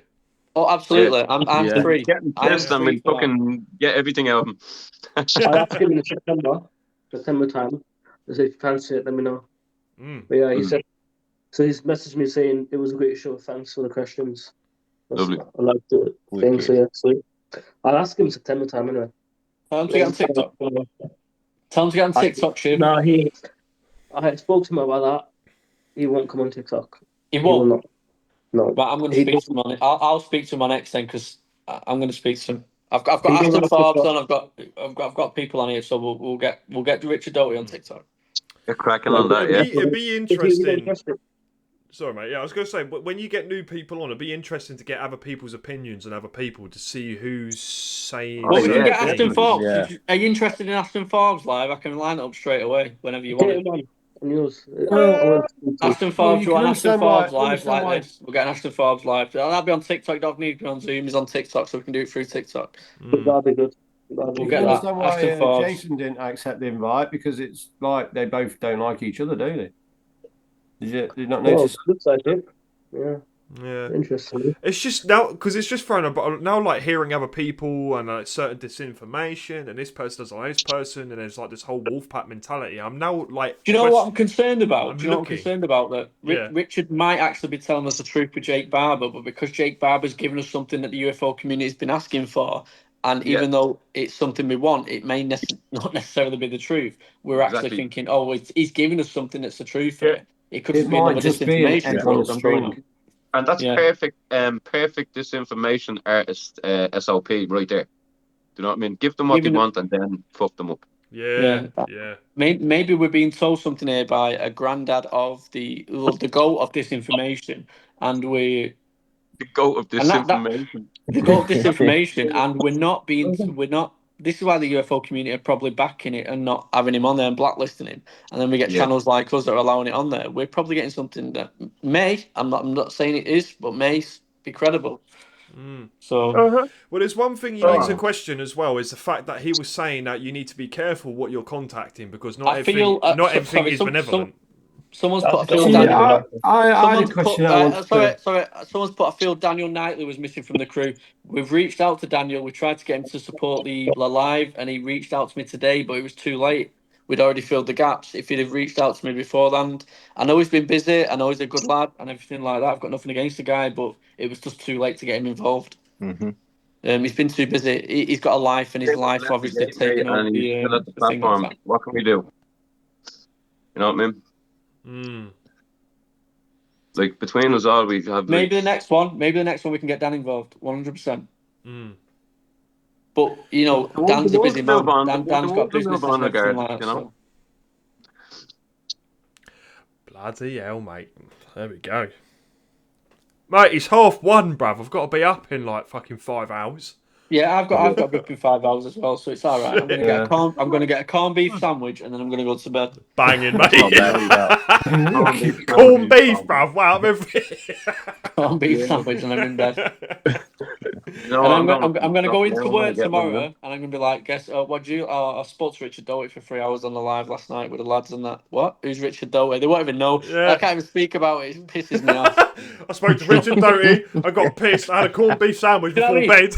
I've had 3 hours sleep. I said Richard Doty, right? Someone that's been really relevant in like proper national security. But I could go in work tomorrow and say I'm speaking to someone from Coronation Street, and they'd be like, "Oh, they're more interested in that." It's like, fuck off. Yeah. Guys, do you know that we've had confirmation aliens are here? Yo, did you see Emmerdale the other day? You're like, fucking hell. What? Emmerdale? I think we need to get a part. I think we need to get a part 2. And we need to organise it better for the comments because loads of comments weren't asked tonight. We got a few. Yeah. We got quite a few, but I think we need to get more set with the comments. And if we can get Richard Doty on live and get him up to at least 1,000, which he'll smash 1,000 easily because everybody wants to see who he is. We'll get him on and people will be able to ask their questions and you'll be able to see the comments as well. Do you know what you can do? Within every hour, you can do a half-hour chat power session. So you can be like, right, half hour, we're going to answer questions from the chat and then carry on. Oh, should we do the next one on a YouTube? Should we take the next part 2 from Get Richard Doty part 2 on YouTube? Shiv asked that, would you like it on a YouTube? To do our first live YouTube with you on our YouTube channel. He might like that, the fact that if he's enjoyed can you do multiple? Can you do multi things like on how we do it? I could just stream this but landscape rather than on a TikTok. We can all do it. We can all do it. We can all do it through a lives on YouTube. So we can get it on there. And maybe you might prefer that because I think he's on YouTube. So yeah, maybe that's. I think I'll ask him the next live September time, and then same time I'll ask him just before he comes to Manchester. Yeah. So we'll get that sorted. I'll message him August time to say, do you fancy doing another one? And then we can ask him on the live. Is he actually coming to Manchester? Yeah, he's coming to